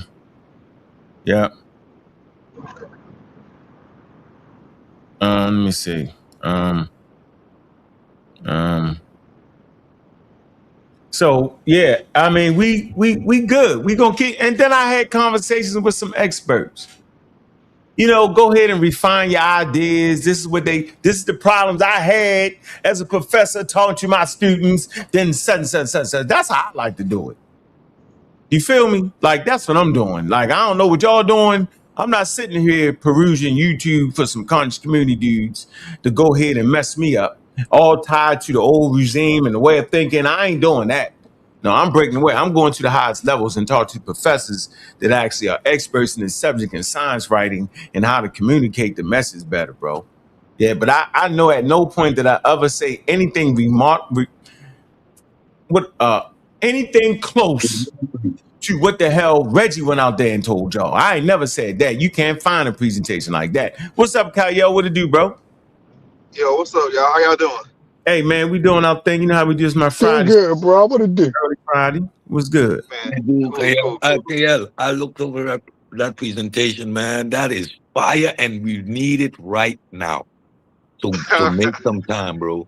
Yeah, I meant to tell you that a couple of days ago. I forgot though. That thing is fire. Appreciate it, bro. I'm gonna get to it as soon as I possibly can. I'm on the road right now, headed there. Yeah, I've I been know, I driving for the know. last Yeah. 5 hours, and I'm almost at the house though. But I came to give you kudos on your presentation, man. Beautiful presentation.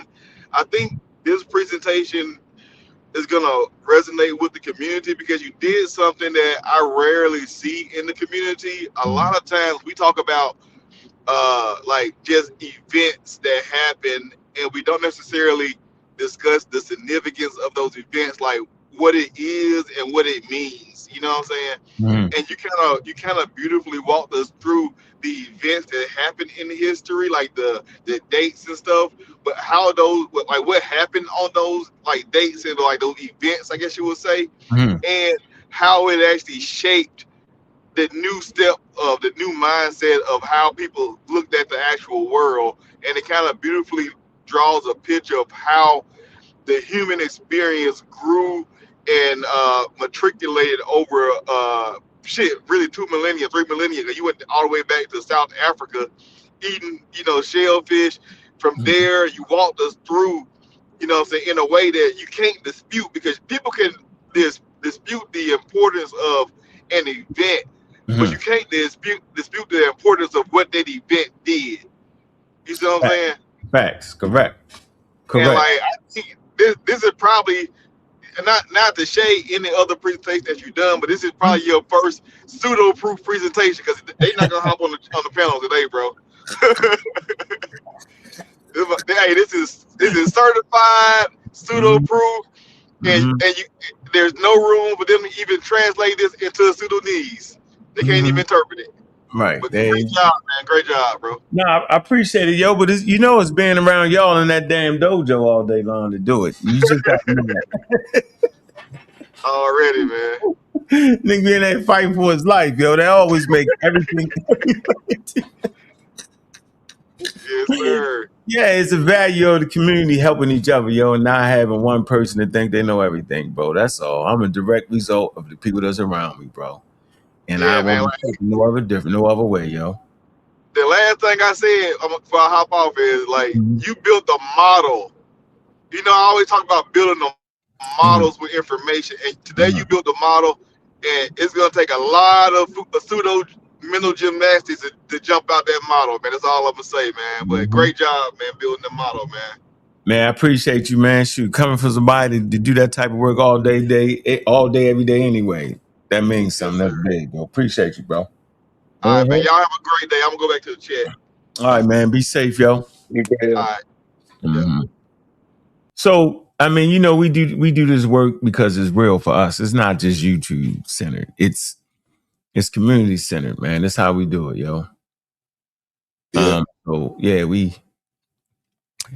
man. They ain't know it was called the moon back then, bro. They wouldn't have known that.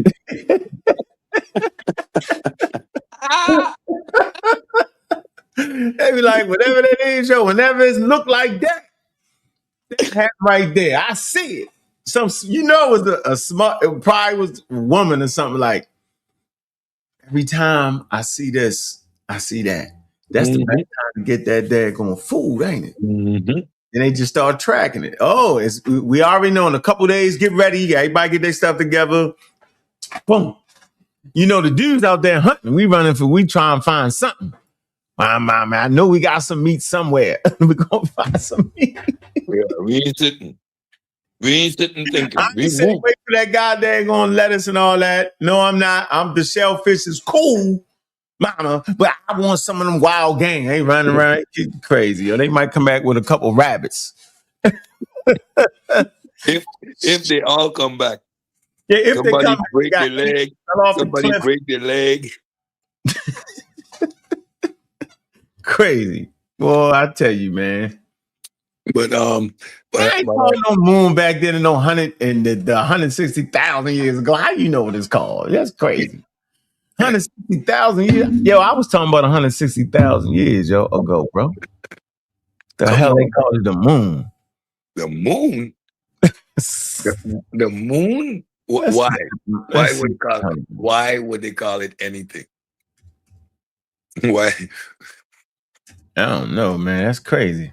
You see, we operate off of a 2026 paradigm. Yeah. And we take things as a matter of fact. And that's why during this whole process, I've been trying to humanize these people. Y'all need to realize, right?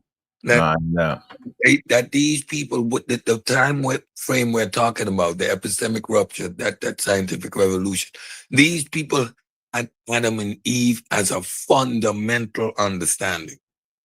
This was a matter of fact at that time. Y'all can't imagine that. Mm-hmm. And that's like, those are the nuances in these conversations, y'all. Like the overinflating of certain people for what they did serendipitously, not understanding their reference point is wild to me. Man, yeah, it's funny, yo. Yeah, you got people that ain't studying talking about I'm using people's opinion. That's crazy. Well, I bet you first of all, the moon is a Greek is a Germanic word. Let's see. Here you go. Look. Moon. Heavenly body revolves about the earth. Middle English. Moon. M-O-N-E. From Old English, Moona. From the Proto-Germanic, right? That's pi. No, that's Indo. No, that's Proto-Germanic. Minum, source Old Saxon. High German, Mano. Old Frisian. Mona, Norse. Mani, Danish. Mani, Dutch. Man, German. Mund, Gothic. Mini, this ain't nowhere. Pi. Proto-Indo-European. Minis, moon, month. Sources also Sanskrit, mash, moon, month. Yeah, yo, that's all Persian. Look, Persian. Armanius, miss, month. Mini, Greek, all the way to the Greek. Mini, moon. Yeah, man, Latin, minis. Old church, look, old church, Slavic. This ain't got nothing to do in Africa, Celtic, Greek, Italian. Yeah, all right, man, whatever, yo. Y'all tripping. Y'all bugged out. Knock it off. 160,000 years ago, moon. Right. Right. What's going on? What's up with you? What's good with it, y'all? Hey, man. Cool, doing our thing. I don't know if you've seen the presentation, but that's where we at. What's up with you? What's on your mind? I just came in the game. Shoot, just got off for real. Just got there handling business though. Just came in, join y'all. Shoot, join the conversation. Was cracking with it. Y'all going into etymology of the moon, different. Nah, we were saying. No, I was making a point that 160,000 years ago in Africa, Pinnacle Point, the shit wasn't called the moon. Oh no, no. Mm-hmm. You don't know what the hell it was called. You know what the hell it was called. That was my point. The only words we got survives in the English. You know what I'm saying? It was go all the way back to German and Proto-Indo-European. It ain't got nothing to do with the African languages at all, yo. So get off that. No, even to make that connection while we're speaking English, that's hilarious. Yeah, even when you say lunar and all of that, they come out the Latin. You know what I'm saying? Yeah, Yeah. even in Spanish, the moon is la luna. You know what I'm saying? Or even Monday, like Monday is like English is named after the moon, and then even in Spanish, Lunes. Monday is el lunes. You know what I'm saying? Lundi in French. And maandag in Dutch is moon day. Literally translated to moon day in Dutch. Yeah, so I don't Maandag. know why they That's the Germanic connection with the Yeah. Dutch and the English. Yeah. think. So yeah, man. So what about these monkeys, though, bro? What about that word, that term? I think you're gonna do a show on that. It's Oh, time. yeah. It's time for us Oh, to yeah. really get on them now. We can get it in. Man. I don't know, man. If he don't understand, if they don't understand what monofiling is and parafiling is, they don't need to even have the conversation, yo. Once they figure that out, what that is, you don't got nothing to say to me. Yeah, they'll figure it out. You know, Yeah. we had a good. I think sa.neter going. We had a decent conversation, man, brother, yesterday. Pretty decent. Yeah, we get to it. But yeah, man, look, man, I hope y'all enjoyed the presentation. We're at the 2-hour mark, man. Y'all want to add anything to it? Joe, you want to add something there real quick? Man, keep doing what you're doing, bro. I thought that was good.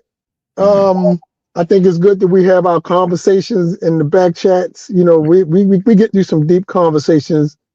You know, I like it when we can get it all out. You know what I mean? Because from hearing your build today, it lets me know that our sword fighting each other gets us sharper. You know, we just got to be able to hear each other. I think it really helps. And I'm saying this because I'm not sure if you got sharper or if I just am hearing the conversation differently. You know what I'm saying? Like, so no, seriously. You know, so my understanding is better.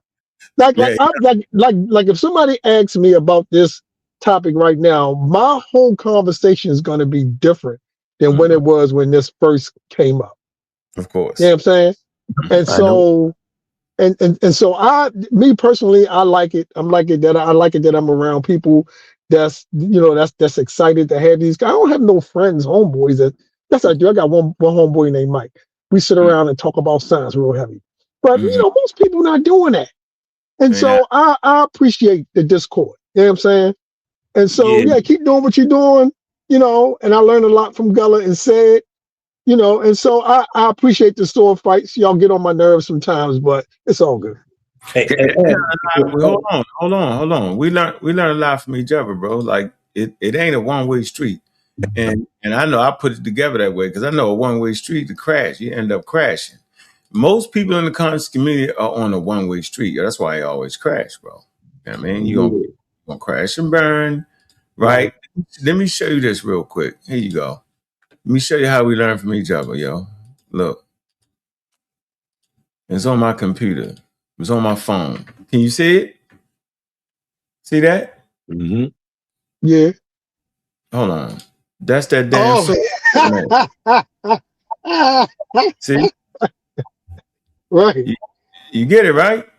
Yeah. I heard you say that you had it. I said, what is he talking about? Talking about this. I'm not sitting there just listening, just to listen and think I'm the God killer and everything. No, nigga, I'm taking notes. I'm snatching your shit. I'm reading it again, nigga. This is what I'm doing. I don't know about nobody else. Right. Well, I'm a full synthesis of everything that is around me.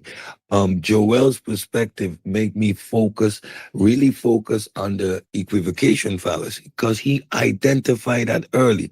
You came on one of the set talks and you made a pivotal point. Ankh's delivery, sources. I'm like, we literally learn from each other. And I hear and I figure out where the nuances is, what I need to focus on, where I need to collapse what I'm talking about. It's because of the work we do. And I try to maintain a high pedagogic value. Like today, we're talking about logical positivism, right? Finally, everyone is going to understand why I keep asking, how do I distinguish truth from imagination?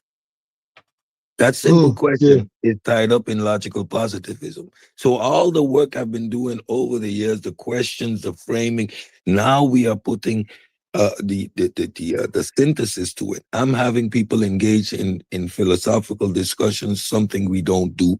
I'm talking about characters, having people talk about Kant and Newton, these glass figures on a shelf. We've brought them down to humanity that we're able to dissect them.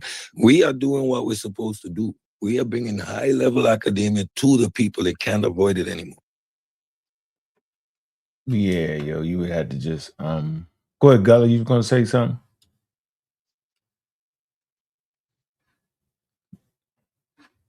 Gully gone that quick. Gully be in and out, boy. This thing be in and out. Yeah, you wanted to say something? I see this thing right here. No Christian, you wanted to say something? Oh, no. Go ahead, man. I remember that source when we was in there getting it in, trying to figure out. Yeah, we didn't. Yep. Yeah, that's a good one, man. And I think that's important. I think it's important that people, because it helps us understand it, right? If we can read something, it'll help us bring some clarity to whatever the subject is we're talking about. And I notice a lot of people like to just like run off at the mouth, man. I know it feels good. It's something about being able to just get off your inner thoughts and it be just accepted that feels good to us. You know, that's what we hear in pseudo lands. Like we got one platform. You know, I ain't gonna give nobody no shine, but y'all know what I'm talking about. We got one platform. You listen to it, and them jokers be over there talking to each other. You be like, what in the world is they babbling about? They be babbling too. Dude, and they be that pseudo babbling and pseudo, both of them be wrong. I'm gonna look up the source and be like, man, both of them messing it up. What the heck is going on? You know, and so they I mean, that's why I say I appreciate our Discord. We might fight, but at least we fighting around like what's written. Like we sit there and we try to understand it. If we get it wrong, we get it wrong. And we just keep beating each other up until we finally like, okay, I see what it's saying now. Mm-hmm. I think that's important because we got to teach the community. And I guess some people don't think it's important to steer the community in the right way. I guess they're not really they don't care. Yeah, we tend to be different. So no, go ahead. My fault. Go ahead. No, go ahead. I'm done. I mean, hell, ain't nobody thought about breaking away. They all thought you should stay right there and stay. That's another thing. All this damn time, all we did was the elders we standing, we credited. Man, did you ever thought they could have been wrong? You ever thought about the environment that they were raised up in, bro? Your environment affects you. They grew up in an environment where you had to go to a daggone, quote unquote, library, yo, but you only could go to the black one, the one with the colored section. Right. How do you think the books was? You couldn't go to certain colleges and universities. You could only go to the black one. How about when your baby got to go to the bathroom? You got to go around the corner. She didn't pee on herself. I don't know what that felt like. How about being born in a world where you half a human? Where they think because of the color of your skin, yo, you filthy and dirty and don't know nothing and ignorant. What about the way they treated you? Like not allowing you to read. You know, slaves couldn't read. It was against the law for them to read, bro. This is sneak and read. Right. And you know what I learned by watching them old slave movies, yo? The ones that seriously got their game together was the ones that learned how to read. Fundamentally, we're under the same environmental pressures as they was back then. It's just changed and transformed, right? Like, you got to know how to read. And when you watch the movies, the old slave movies, the white people was just as dumb, the ones that couldn't read. It was the ones that could read that could kind of relate to another person that could read. Did y'all notice that? Yeah. I know I did. I know I did. So I say it's education, man. So the fundamental difference between what we do and what everybody else do, they not reading. They think we talking trash about the elders because we say we breaking away from their authority. You know what I'm saying? They think that's something wrong with that. The same way they thought in the ancient world. The Egyptians probably thought you was crazy questioning the gods. Them damn Greeks is crazy. Oh, yeah. The people in Greece thought they was crazy to the point where they murdered them. The death penalty, y'all, for saying thunder and lightning didn't come from Zeus. I gotta die for it. They put Socrates on trial, yo. They murdered the man, yo. It's still like that now. They might not kill you, but it's still like that. I have people say to me all the time, Joe, are you questioning God? I mean, they say it with their chest out too. Like, what the You're hell? like, What hey, silliness is this? You mean Jesus like, didn't walk on water? What? You yeah, mean tell me Garden of Eden? You on that Darwin thing? We got people in chat right now. Darwin is your God. Ridiculous notion. Ridiculous. Yeah, it's crazy, bro. Most of these people that we go back and forth with, man, they're not even really into science like that. Like we are really into science. Like, you Yeah, know what I'm we are. saying? They're not buying tickets to go see Neil deGrasse Tyson. They're not buying telescopes, buying the books, the material, the catalogs. No, they're not doing none of this. They just want to argue. Like we're not studying yep, facts. or into science because we like to argue about it. We get it because we have fun. We love science. It's fun to us on our off time. Like Unc, you know what I'm saying? Pretty much every morning reads just because that's what he loved to do. Man, It ain't because he's looking for an argument. It's because this is what we just like. We just into science, yo. It's our hobby. Yeah. I found an outlet to do what I love to do, research, study, get into this stuff, and now have an outlet to articulate it. Because I'm reading all this stuff, I got all this wealth of information, and what do I do with it? Just keep packing it up, stocking it up in my own head. So now I got an outlet. I'm good. I'm having fun. But you see the problem, Gala? What we're doing is what we're doing is creating cognitive dissonance. We are attacking the authority, especially when you teach scientific literacy. It is creating cognitive dissonance. They are losing their ability to make stuff up. You see that now on the pseudo killers platform. The circle is so tight. Pseudos that used to get have a field day making up stuff, they feel how restricted they are.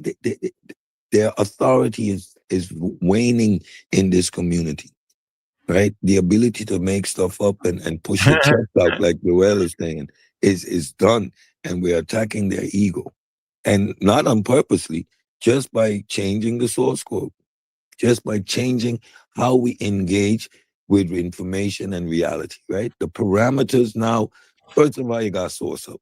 And now we are able to vet you in real time, identify your fallacies. Like, it is becoming impossible to do what they were able to do for so long. Yeah. Well, y'all see that question right there, right? That's another stumbling block right there. A very interesting stumbling block. I want to try to find a chart for y'all, right? Yeah, I don't think they really get it. I think that's some of the challenging part with Monkey, right? So my primitive mind, you know, most folks it's just like the word science. If you hear it, you have a understanding in your head of what that is. Mm-hmm. You know, and so they hear the word monkey, they going straight to the trees.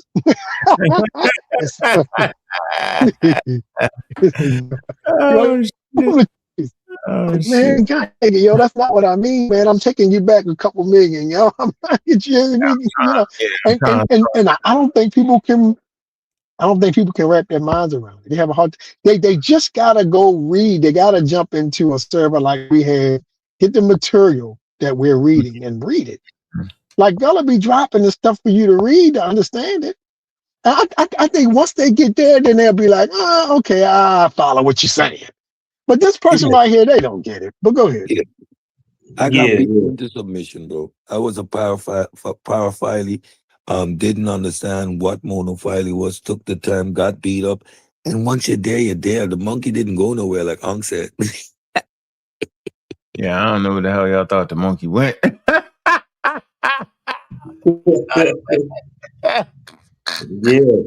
They don't know what the monkey is. That's the problem. Yeah. The monkey is the reason you can ball up your fist and even say black power, yo. Yeah, that's it worse, bro. See, ladies and gentlemen, I'm not messing with Cedric nor Gullah. don't use the term monkey. Right? So don't put that on me. Y'all have never heard me say it. Like Caterini, So, West Side, West listen, Side it's a, Caterini. when did you switch and say we came from old world monkeys? You used to say we didn't come from monkeys because y'all couldn't handle that shit. So I just say, yo, we could, because we don't come from monkeys. That's not a lie. I don't want to say it. We are monkeys. Yeah, I see. I didn't say it. See, I ain't say Yeah, it. See, but you I don't gotta. But you don't gotta call. You don't gotta call non-human primates monkeys. You don't gotta call them their scientific proper Yeah, names. Don't call them yeah. monkeys at all. That's the case. Do the homework and get out the colloquial thing and call them what they are. yeah. Simian, you know what I'm saying? Yeah. Even though simian clad, when you get to the simian clad, you stuck. Because that's what exactly what simian means monkey clad. But Mhm. anyway, if you're comfortable with simian, just call the other descendants or descendants of simians, just call them by their scientific names. You know what I'm saying? Mhm. And we are of the line of the Caterini. It's just that simple.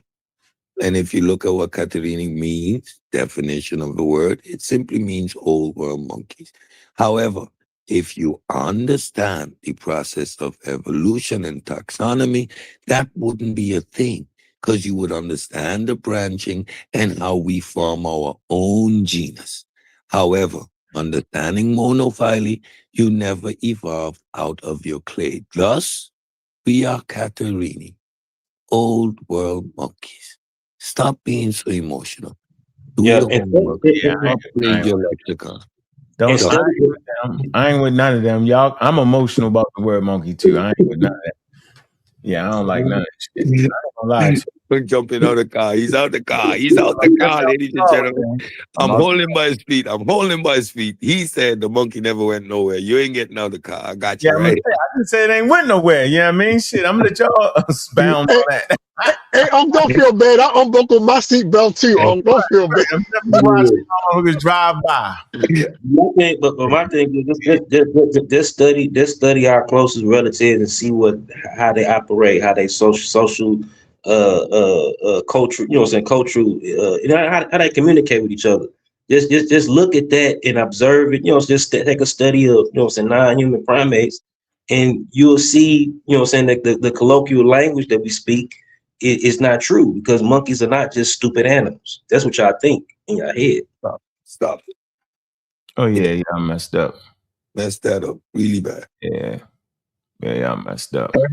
There's a method to everything we do. If you disarm people if you arm people with proper information, scientifically accurate information, you automatically diffuse certain tropes that have been used against us. Mm. Man, if you look, I'm gonna show y'all something real quick, man. I'm gonna save y'all. I'm gonna show you a white hand. That way y'all can handle it better. Y'all can just say, put it on white people. Do that. That'll help you get through your pain and torture. See that hand right there? See? Oh shit. See that hand right there? Ape Mhm. thumb evolves 32 million years ago. Look. How that hand ain't no different than that hand, yo. You think it is, yo. See?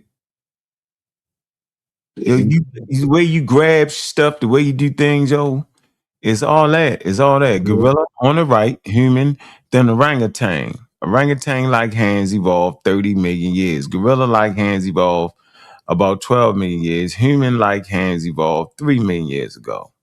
Yeah, down to the fingerprint. They even got even the non-human ones have distinct fingerprints that's like humans do. That's not identical to nobody else's. Mm-hmm. So I mean, I understand y'all pain, bro. Like, don't get it twisted. I know where y'all at.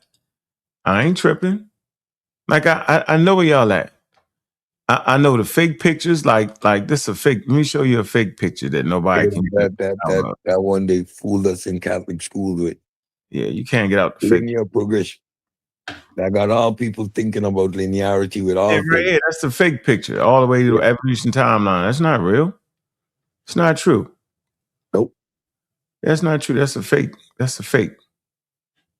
Yeah, that's a fake. Yeah, it's a fake. Yeah, it's just not true.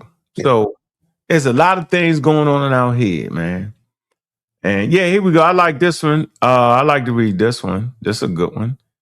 The black man is the supreme being of the planet, the highest level of existence. I'm speaking scientifically, not from a religious standpoint. Yeah, nah, you speaking from a religious standpoint, don't even know it. Yep. Yeah. That's a Purely personal, That's a fact right there. Yep. yeah. That's a Yeah, fact. you don't know it. That's a personal cultural thing you got going on. Yeah. So there's gonna be a whole lot of things you're gonna miss from other human It beings. sounds 5% to me. Oh, Yeah, it's popping. Don't get it, man. Yeah, Yeah. you put it in a rap song that hit. Yeah, I get it though, blacko. You say my black boy. I get it, bro. I get it. Yeah. Let's see. So a human married Lucy. And who? Yeah, I hear you, bro. All that's wrong. Wow. Backwards. Yeah, it's all backwards. You So, yeah, they can't get it, man. They gotta read. They just they got no, I don't expect them to read. Read your Bible, yo. human Think about that. married Yo. Think about that. They read the no Bible. stop. Oh, No, listen, yo, did All right, go ahead. y'all read the Bible before? Did they read the Bible? Yeah, Yo, but how they gonna solve this case with Lucy and Human? yeah, but I'm saying is, if you think we ridiculous, I'm thinking read the Bible because that's ridiculous. Yeah. Oh, I got you. Okay, I was going to say. All right. Yeah. When Elam is talking to the donkey, Eve coming out to Adam rib, Adam made from the dirt. You just disrespect. Fully formed human, ignorant as hell. With no belly button. Belly button, got a belly button and all that. Fully formed humans with belly buttons. Why would you need a belly button? And then why would the man produce the female? Suntan. Why would the woman come out of the man? That's weird by all metric of imagination. It is just weird. I can tell you, I can give you the real reason why, bro. I don't know why you would miss it. You know the reason why? Wrote that book. Huh? Because a man wrote that book. Right. That's the only reason. Ain't no reason. That is the reason. Cultural container, bro. A man. Yeah. Just like Athena coming out the headache of Zeus.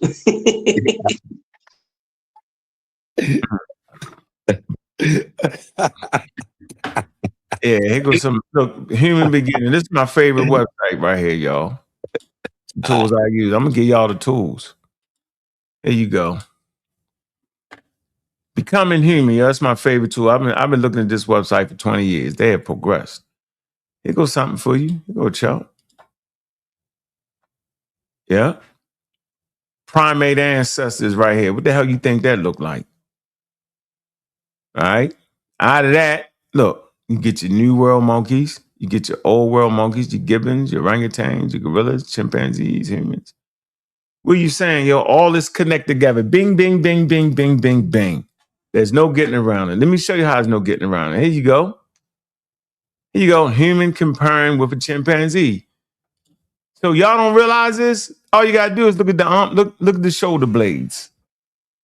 Shoulder blades. From the shoulder blade to the elbow is one bone, and the human on your left. On the chimpanzee on your right, it got one bone leading to his daggone elbows. Now, from the elbow to the hand, how many bones? 2 bones. Same with the chimpanzee, 2 bones. But they have a very long forearm relative to their legs. See the relate? But it's the same. They have a skeletal system. And you know what this tells us? The fact they got a skeletal system, that means they both came from something that had a skeleton. That's it. It don't mean nothing else but that. You can't make it mean something you want to make it mean. You can't make up your own definitions and live in a wild, fake world. Be in the real world. The reason that we have skeletal systems that's comparable to the chimpanzee and vice versa is because we come from something with skeletal systems. And everything that has a skeleton came from that. There's no getting around it. Everything on Earth does not have a skeleton system, ladies and gentlemen. Oh. All right? The same thing with a spinal cord, nervous system. The bone, y'all think the bones is made out of something different? Hell no. Yeah, this is what y'all can't get by. I'm gonna drop this in the chat. Go hide in your room somewhere when your kids ain't around, when your wife ain't around, when ain't nobody around, all your friends you to argue with right here, man. Yeah, go look at that. Yeah, go do that. Go look at that for a while. Get your knowledge up. It's not hard. Yeah. Yeah, bro. I'm gonna save y'all. Always put a white person in where y'all can handle that. Put a black person there, you fall apart. You ain't mature yet. Yeah, evolutionary relationships with the hominidae. Look at the branch, look at the trees. Right, ain't no getting out of this, yo. All right. Ardipithecus, Australopithecus, and Homo. Look at the different skulls. You should be able to look at the skull and identify it. See? I know I can. Yeah. Even to this day, you know what I'm saying, you can see like the, you know what I'm saying, the morphology and evolution of our skull, because even now, most of us, a lot of us have teeth that won't even need the wisdom tooth from those early ancestors. Mm-hmm. Mm-hmm. It's all here. Yeah, Lucy is an Australopithecus. See? Lucy. Call it Degnesh. Dr. Ben called it Degnesh. It means marvelous from an Amharic, Ethiopian language. Australopithecus afroforensis. Take your time. You learn how to pronounce the word. It took me time. It took me a few years to really get them all down. Got them. It's okay. But you ain't sitting here getting rid of these bones and throwing them away and think you are elevated in an intelligent conversation. No, it's not going. That's not what it is. You sound like a nut is what you end up saying. You sound spooked out your mind. You act like the fact that you would understand this would make your little guard go away. No, it do not. You can still have your little guard, but don't talk about African history and don't talk about African history, because this, ladies and gentlemen, is African history. I thought y'all wanted African history. I guess they didn't really want African history. They wanted something else. A timeline. They ain't getting out of this. The Sirius website, Journey Through the Timeline, different discoveries, different fossils. You can read it. The human chimpanzee split. When did we split? 8 million years. 8 million years. It's called the Miocene. That's forever. 8 million years is forever. I ain't even saying 8 million years forever for y'all. You can't even imagine that. Humans are members of the order of primates, which also include other apes, monkeys, and lemurs. Genetic evidence shows chimpanzees are the closest living relatives. Closest living relative. And our lineage divide from each other. Oh, see? Y'all know I could do the same thing with a fish, right? But I'm going to spare y'all today. I'm going to spare y'all. And you can't get around it. Bring your pseudo, they're going to get beat half to death. Lost a canine. When you lose your canine. Yeah. Even some of those old those old low fish before they came on land, I can't think of the exact name of a particular species of the fish, but it's still around today. They found it in South Africa. They thought it was extinct, but they ended up finding it. Even if you look the way it swims, the way it moves its fins is the way like a way an animal on land will move its limbs. It's a subspecies of low fish that's still around today. You know what I'm saying? I know it's called it's like I know Cedric know what I'm talking about, but it's considered a Lazarus species that we thought was extinct, but we found that was still alive. Mm. Mm. I took it all the way back to Homo erectus, Homo sapiens, 300,000 to present. Remember that thing I did with 300,000 as far as knowledge? Yeah, go back that far, yo. Right here. See? Homo sapiens. There you go. Why the guy who taught us everything said that Luca been debunked? Yo, this dude crazy. Yeah, man. Yeah, he's just a nut. Yeah, I don't listen to him, man. What is wrong with him? Why he can't just go Oh man, why people can't just Google, man? It's right there in front of your face. God dang, man. Say anything. Yeah, man. You know what? I think these people get off on miseducating the community. I think they really do, man. They get some kind of high from leading people down the wrong road. This is bananas that he would even come out his mouth and say that. Oh man. Yeah, the fish the fish I was thinking about is the Kohela ants, and it was like it's literally a living fossil, yo. Mm-hmm. Yeah, they don't get it, yo. On which planet do humans live? Y'all probably think they live on the moon somewhere. Man, subscribe to this, man, and get that, man. Y'all see that map right there, yo? Yeah, you peer back, yo. Very diverse human population. Now, how the hell do you think humans got that diverse? It's only one answer, and that answer is through evolution, not the Bible. Yep. All right.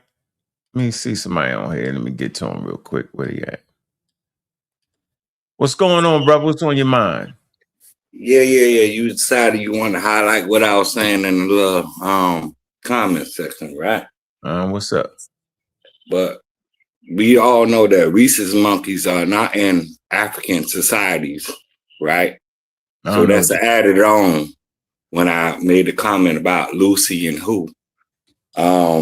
We also know that Denisovan bloodlines still exist on this earth. So that will add on to the human Homo sapien category. So if we don't add those in using this modern science, we will never be able to distinguish what makes us all humans. Would you agree? What do rhesus monkeys got to do with anything? Nah, you decided to highlight my post. You can put it back up there if you want. What was your post about Mary and Lucy? Go ahead. Explain what you meant by that. Well, what I'm saying is that being that we know that science tell us everything that's in the genome. Yeah.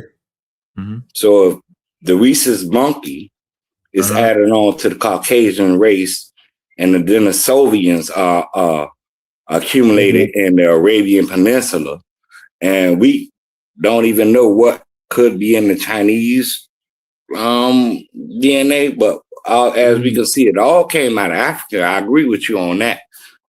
But to understand the science part that you and Reggie and all the rest of them been going over, everybody had their science at their time. Our time is now. Let's be us. Leave the past alone.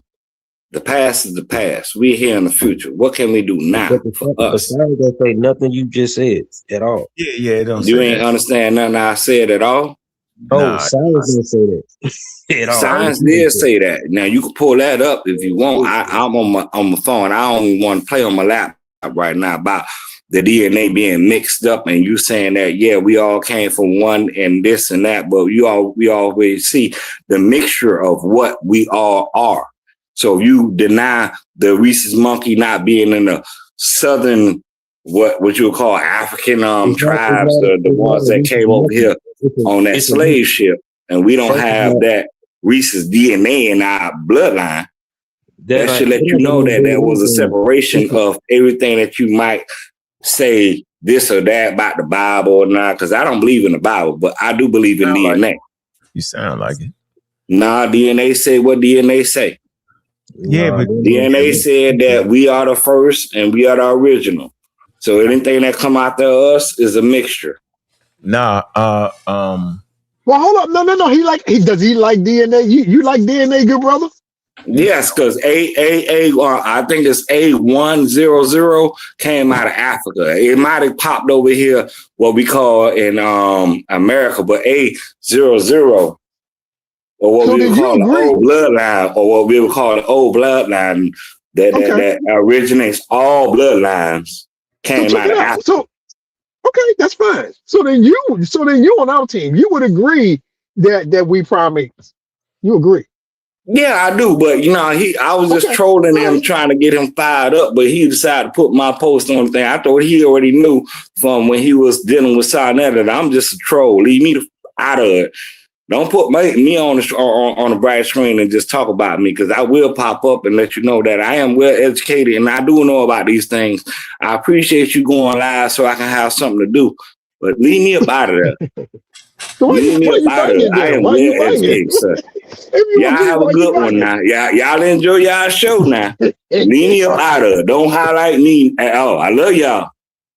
I But you love saying y'all. If you say something slick, you're gonna get highlighted, bro. You gotta respect that. No. I just don't want to go through everything that everybody be saying, and I listen to every little minute detail, and I go back on my laptop and I look and I enjoy what y'all trying to teach. But if you highlight me and I'm just trolling, I already put that in the chat now. And I was just trolling. It might have came out different on what my little screen say, but I ain't say nothing, bro. yeah, you like when I put a little who she married, Lucy and who. You know what I mean? I was just trolling, man. I don't need that to be highlighted. I'm just trolling. I was I trolling come on you. your show, I troll. I'm just here just to have a good time and listen to the information. All right, but I trolled you though. Got you up here. Yeah, and I popped up just like the wizard to let you know that I ain't one of them that don't understand what you talking about. So Okay, I Got him. appreciate you. I appreciate you. But leave me up out of it. I got you. I'm gonna leave my understand though. I don't think you All right, understand tell fully. Juju I love her. I am. All right, bro. Peace. Let that But man. I don't think he understands He fully wild. though. He wild. It's all good. Yeah, even though he don't understand fully, he say he understand, but I don't think he understand fully. He trying. Hey, all right. Let's get the next call up in here, man. What's up, Dizali? What's good, man? What's happening, What's up to the panel? Everybody, beautiful Peace, presentation. Yeah, Peace. Beautiful appreciate that. presentation Mhm. that you gave us, you know what I'm saying? As always, drop knowledge that unfortunately many of our people will reject because, as I like to say, firstly, most of them think that they're fighting white supremacy Right. by being anti-science. It's like many of our people think that they're fighting white supremacy by thinking they popped out the ground or fell out the sun or something, you know what I'm saying? Mm-hmm. But what I really wanted to say, what I really wanted to touch on was when you was talking about basically blackology. You know, there's some people on this channel, they are, smart and educated and well studied, but they'll always fall in a real conversation or a real debate because their blackology will get them. You know what I'm saying? When you are a blackologist, there's just certain things that you feel like you have to say, like you have to say that Africans got to America before slavery. You have to say that everybody in Egypt was black like us. See, blackology does that to us, and I don't all the way fault blackologists because what they are they're stuck in character. If you think back, think back to the 90s and the early 2000s, who you were having these conversations with. I know me, I was having conversations with racist white people, and when I talk to racist white people, even now, I might fall back into some blackology, like, hey, black people were everywhere. Black people You did supposed everything. to. You supposed to. We started everything. But these other people stuck in it when they shouldn't have to be stuck in it when they're talking to other black people. We can come together as a family and say, you know what, man, we weren't everywhere. We didn't start and build everything. You're supposed to be able to be honest with your family. But these other people stuck in it and they just can't get out of it. They can't code switch out of it. Just like Joel said, if it was a damn racist white guy here talking about we ain't never did nothing, man, I'm gonna go full blackology on him. And, but yeah, I know I am. I'm that's banging out what I hard. You see. don't think something wrong with me? You know what Oh, I'm saying? Full blackology. I shoot. We did everything first. But hey, man, that's what these people are. They are stuck in character. But yeah, that's all that I have, brother. Man, that's a good appreciate point. the show. Stuck in character. And I'm gonna tell you the character they stuck in. I think they actually stuck in this character right here. Look, this I actually think they stuck in. If you want to keep it a buck, I think they stuck in this character right here. Right here. Hero. Anunda. This man fought nearly 29 years after the end of the war in 1945. He carried out guerrilla warfare on Lugan Island, that's in the Philippines, all the way until 1974. Man, this guy right here was still fighting against the United States, so he thought. Man, the war was over with, bro. They dropped 3 bombs on it's over with, bro. So y'all fighting a war that occurred, you know what I'm saying, in the 50s in America, on American soil, right? You got the shit changed to your favor, right? But you still fighting as if you didn't. You got it. You got work. You put work in, bro. You ain't lose like this man did. They lost. He still kept fighting, though. The war was over with, man. Nothing he could do after that. He's still banging. He's still banging. Had troops with him, still banging. Look. One was surrounded in 1952, was killed. One in 1954 and one in 1972. Somebody still died. What the hell is he running up in people's backyards? That's how y'all look. Y'all running in people's backyards, talking about the black we did everything. They looking at you like you lost your damn mind. Yo, they be like, yo, why don't you just go ahead and get your shit together, go get a healthy career? Why don't you start a scientific lab? They looking at you like that. You can start a scientific lab. Y'all ain't know y'all got the capabilities to start labs and teach children scientific literacy. Y'all didn't know y'all got the ability to put yourself in position as a community to actually test vaccines and see whether they're healthy or not. Y'all didn't know that. So you saying white people can do what y'all can't do. White people ain't sitting around trusting the government. They have independent studies on vaccines. What they did was talk shit about only the ignorant ones amongst them stood up and talk crazy about the vaccines. But the intelligent ones say, let's see. Y'all supposed to be the intelligent ones. Remember we couldn't read. I talked about it earlier. Yo, they would kill you if they caught you trying to read and write, man. And I told you the fundamental difference between those who could read and those who could not read, yo. It was a difference, yo. Even when you was enslaved, even when you weren't free, it was your mind was free. Because you could read. You could figure a way to get the hell up out of there, yo, at least. What's up, Lamar Pope? What it do, brother? How you doing, man? Hey, how y'all Welcome to doing? the program. We good. What's Good, up? thank you. Man, one thing I love about the way you and the groups that you with bring information to the community, at least you can go get a source and fact check what you're saying. Unfortunately, a lot of this community, from what I've seen, want to stay at metaphysical, eschatology type of information. Yep, he right. And they want to stay in pseudoscience talking points to make themselves sound educated on a degree that they've been debunked, because they don't think modern science has debunked a lot of that talking points. And also, when they come at you about the hatred for Africa, I don't think they know your body of work. How many groups you done put together that I can name? The Matzi, Kofi, and all these guys that study Africa from top to bottom, from around the whole continent. They don't give you credit on that. They don't. Yep. They don't. You bring, and another thing is this too, I love about the way y'all do y'all thing. If y'all have a disagreement over a source, y'all be brave enough. Let's look at the expert and bring him to the channel and talk about it. That's how we do it. That's how we do it. They don't do that. Yep. That's called a slam dunk. You know what I'm saying? I mean, it just, at least y'all will even have y'all ideas put to the test. That's right. I don't see them doing that. So I just, it's people that be in the chat that learn, and for the information you guys bring, and we appreciate it because you bring things to the community when nobody talking about it. Yeah, not even a little bit. They ain't even care to talk Hey, about this. Pope. Hey, Pope, if they did what we do, they be committing suicide. Information suicide. Man, and then when you go and you look at it, you be like, wow, and it's just a whole field of study and information. I mean, they have this though, the way they talk, is Africans can't be scientists or get the methods and learn the experiments that they can't do it. The way some of them be talking, I'd be like, man, we got to get better than this.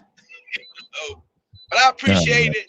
And, love, you keep doing what you do, man. We're going to support good, great information that can be verified, fact-checked, scrutinized, and we're going to move forward. And what you do for the rest of the community, them college kids, man, like you say, you walk the walk, they talk the talk.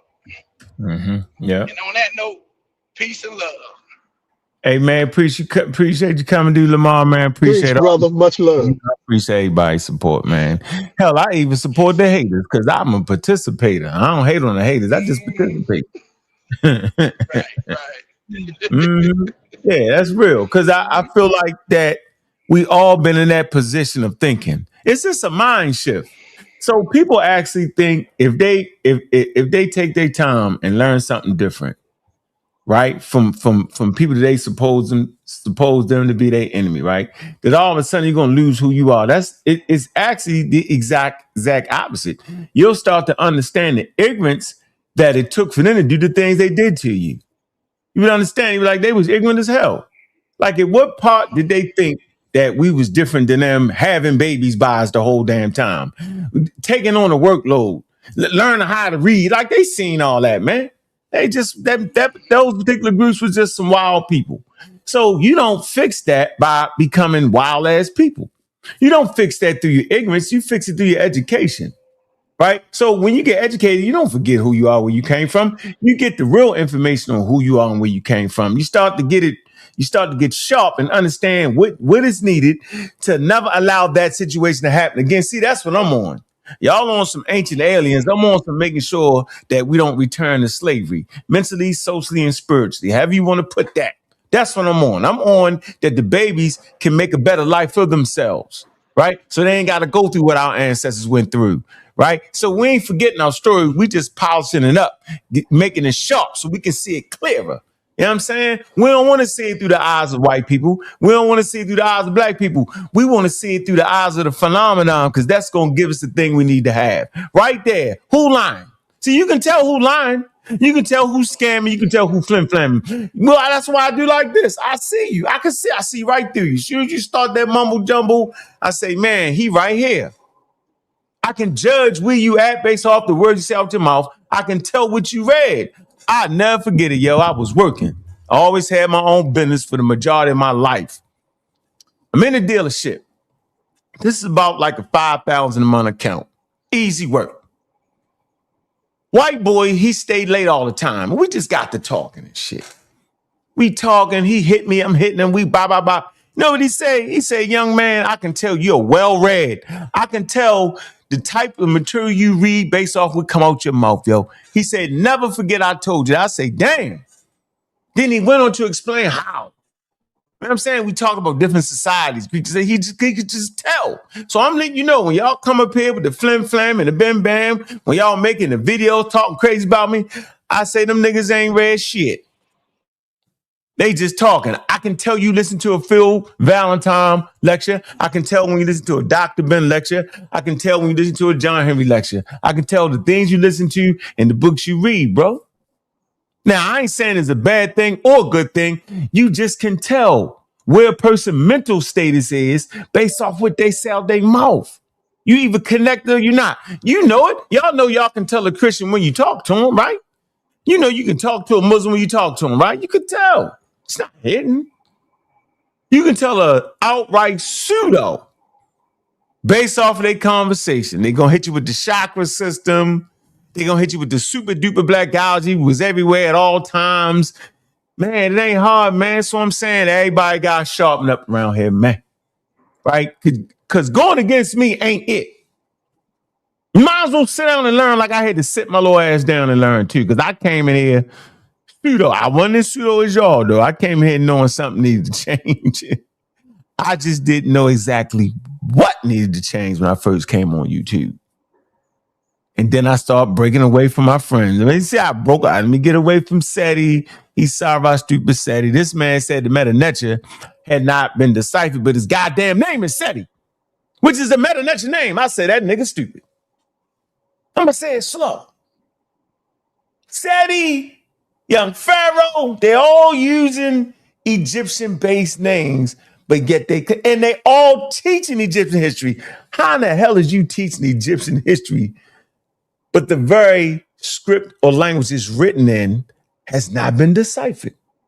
So they just staring at the damn walls and the history downloading to their head and they get it. You got people right now listening, thinking that the meta-nature ain't been deciphered. And old Walter Williams, my main man, this man spent a career selling y'all books, claiming the Egyptians did not decipher the meta-nature, but yet he only talked about Egyptian history. So I'm going to ask y'all, how the hell do you talk about American history, Jamaican history, Roman history, Greek history, if you can't decipher their language that they recorded their history in? Y'all let them get away with that shit. Not me, crew. Y'all banging on Walter Williams. Yeah, because he's stupid when it come to that. He writing books claiming ain't been deciphered. He was against us. Put a whole book on his head. You tripping. SETI. Y'all figure SETI's the greatest nigga since hot grease. Yeah, he was well-spoken. He talked that talk, and he roared like a damn kitty cat. When it came down to it, he was a kitty cat. Him and Young Pharaoh, two nuts. The meta-nature ain't been deciphered. You got your name written in meta-nature on your shirt. Well, that nigga, that's your name, right? Yeah, but don't butt me. Yeah, it's ignorance, yo. Y'all let him get away with that. I don't take no shorts. I ain't going. That's the young way of saying it. I ain't going. The old way of saying it, I ain't taking no shorts. Even older way of saying it, I ain't taking no wood nickels. Conscious community been giving out wood nickels, giving out shorts, and trying to make you go somewhere that you ain't supposed to go. You supposed to be intelligent enough. And the only way you can combat the pseudoisms around us is read and study and stop being afraid of white people. They put their pants on the same way you do, man. Being intelligent is not a white thing. Speaking your words correctly is not a damn white thing, man. Y'all gotta stop it, boo. Y'all hamper your own learning. Y'all don't appreciate what your ancestors did for you. I love Africa so goddamn much that I'm not willing to listen to anthropology. Now, anthropology has risen their game to the point where they now make the statement. This is what they say: that the ancestors speak for themselves. We don't want to make all African cultures have a damn flood. We don't want to make all African cultures have a Christ. We don't want to make all African cultures have a daggone trio of deities or something wild like that. Well, now, let them speak for themselves. Right. That's where we at. So y'all want to make them have something they ain't have, man. And I'm saying that's a travesty. That's egregious. You saying that whatever they had wasn't fit enough to move them forward to continue to have food, clothing, and shelter and protection of that. That's what you're essentially saying. That they needed something that you perceive to be white to do it. I don't know, man. Indigenous black man, you're a nut. Call you out today. You're a nut. Gotta call you out today, man. But look, man, hit that damn Cash App going out the door, man. Y'all show some love, man. You know how we do it. Yeah, I mean, appreciate everybody appreciating the healthy conversation, because that's all it is, a healthy conversation at the end of the day with some jokes thrown into it. Hey, Joe, you want to say something, bro? You got something to say? No, good show, man. I appreciated it. It was tight. And yeah, man, just keep doing what you're doing, bro. Mm-hmm. Yep. Somebody say, Yeah. don't stop at Egypt. The point is, it seems that we've been here since the sun. If not for, hold on, what?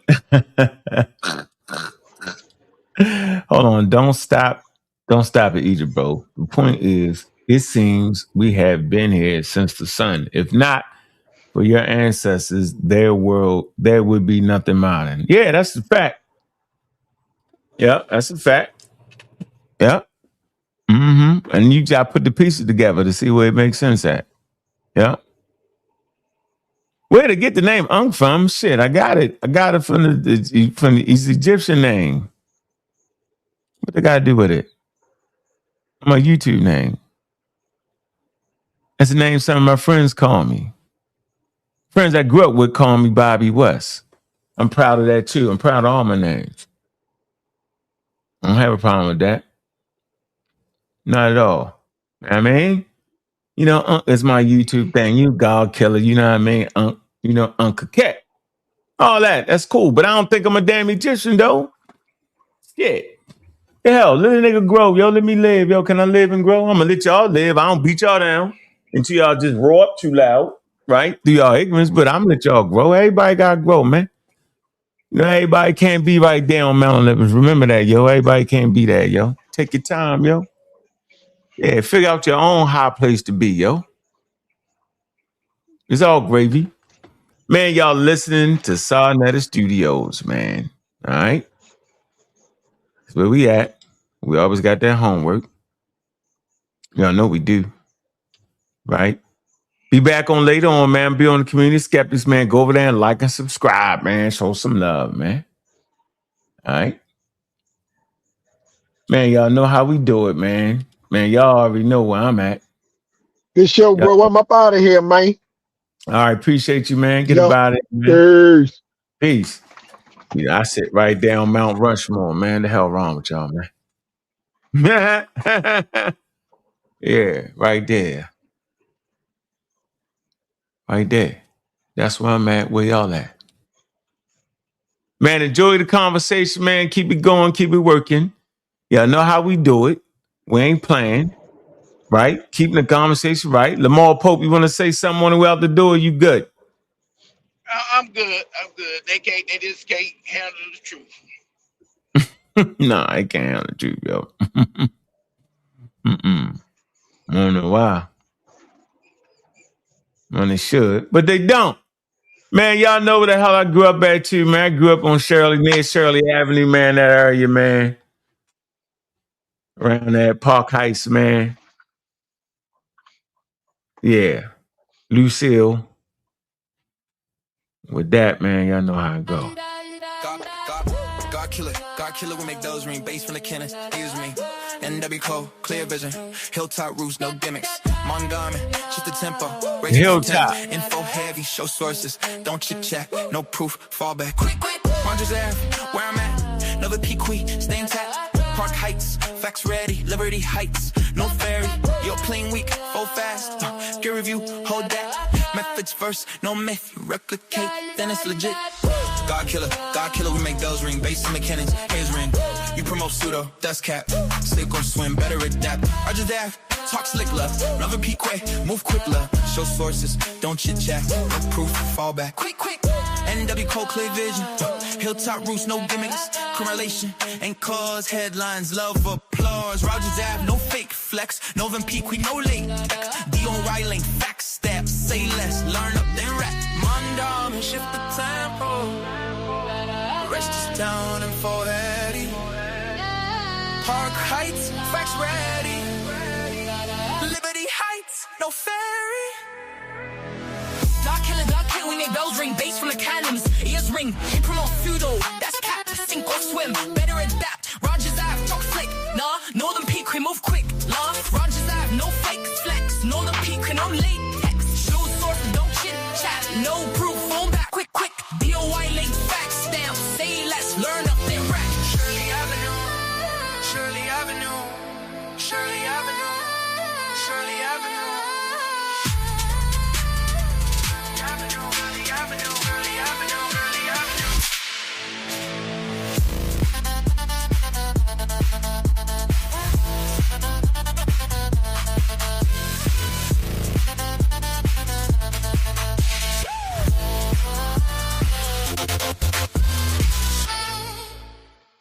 Man, make sure y'all stay literate, man. I'm your host, Bobby Banger, man. Y'all know this is the damn toughest environment, man, especially when I'm over here. Stay literate.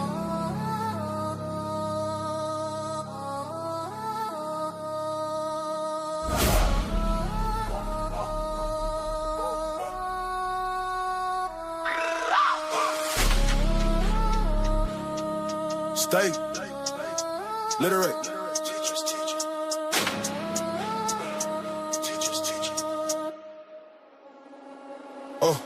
Lack of knowledge, it's a deficit, why don't you get with it? Can you get with it? Monumental task without it, why not get with it? Niggas get having fits, it never a quick fix. Trick doing tricks for preaching in the pulpit. The religious think science be a trick, but it's a religious trick. Pull out the blick, pray to Jesus, but still selling bricks. You still don't get it, you're still with it. Now you're in deficit, so what can science fix? Can't fix your ignorance, your constant belligerence keeps y'all in a trick. In a trick. That shit's continue, stay at cap. You stay at cap. What we do with that, we teach the teachers teach. Call cap on the preacher, if this was knowledge, you're in the bleachers. The pseudo slip, do some magic tricks. Back to not reaching you, we the teachers teach.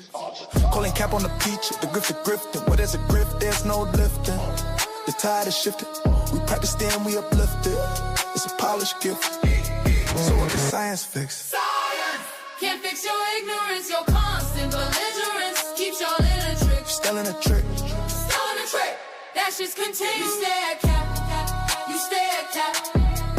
No time for the grift, we kill them pseudo, no that's lift, shit stay lit. We never quit, not one bit, the literacy's lit. Killing them with the science shit.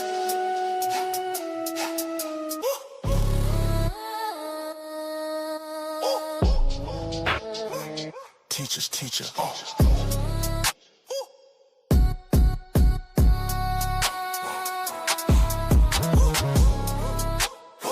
Call cap on the peach. Stay literate, steam.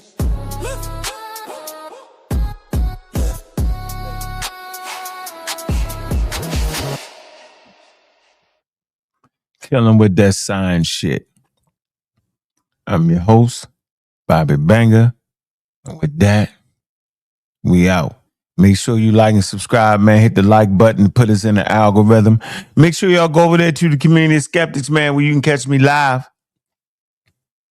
I hope y'all enjoyed the lesson, man. How the Egyptians and the Greek medical traditions handle magic differently. And with that, I'm out.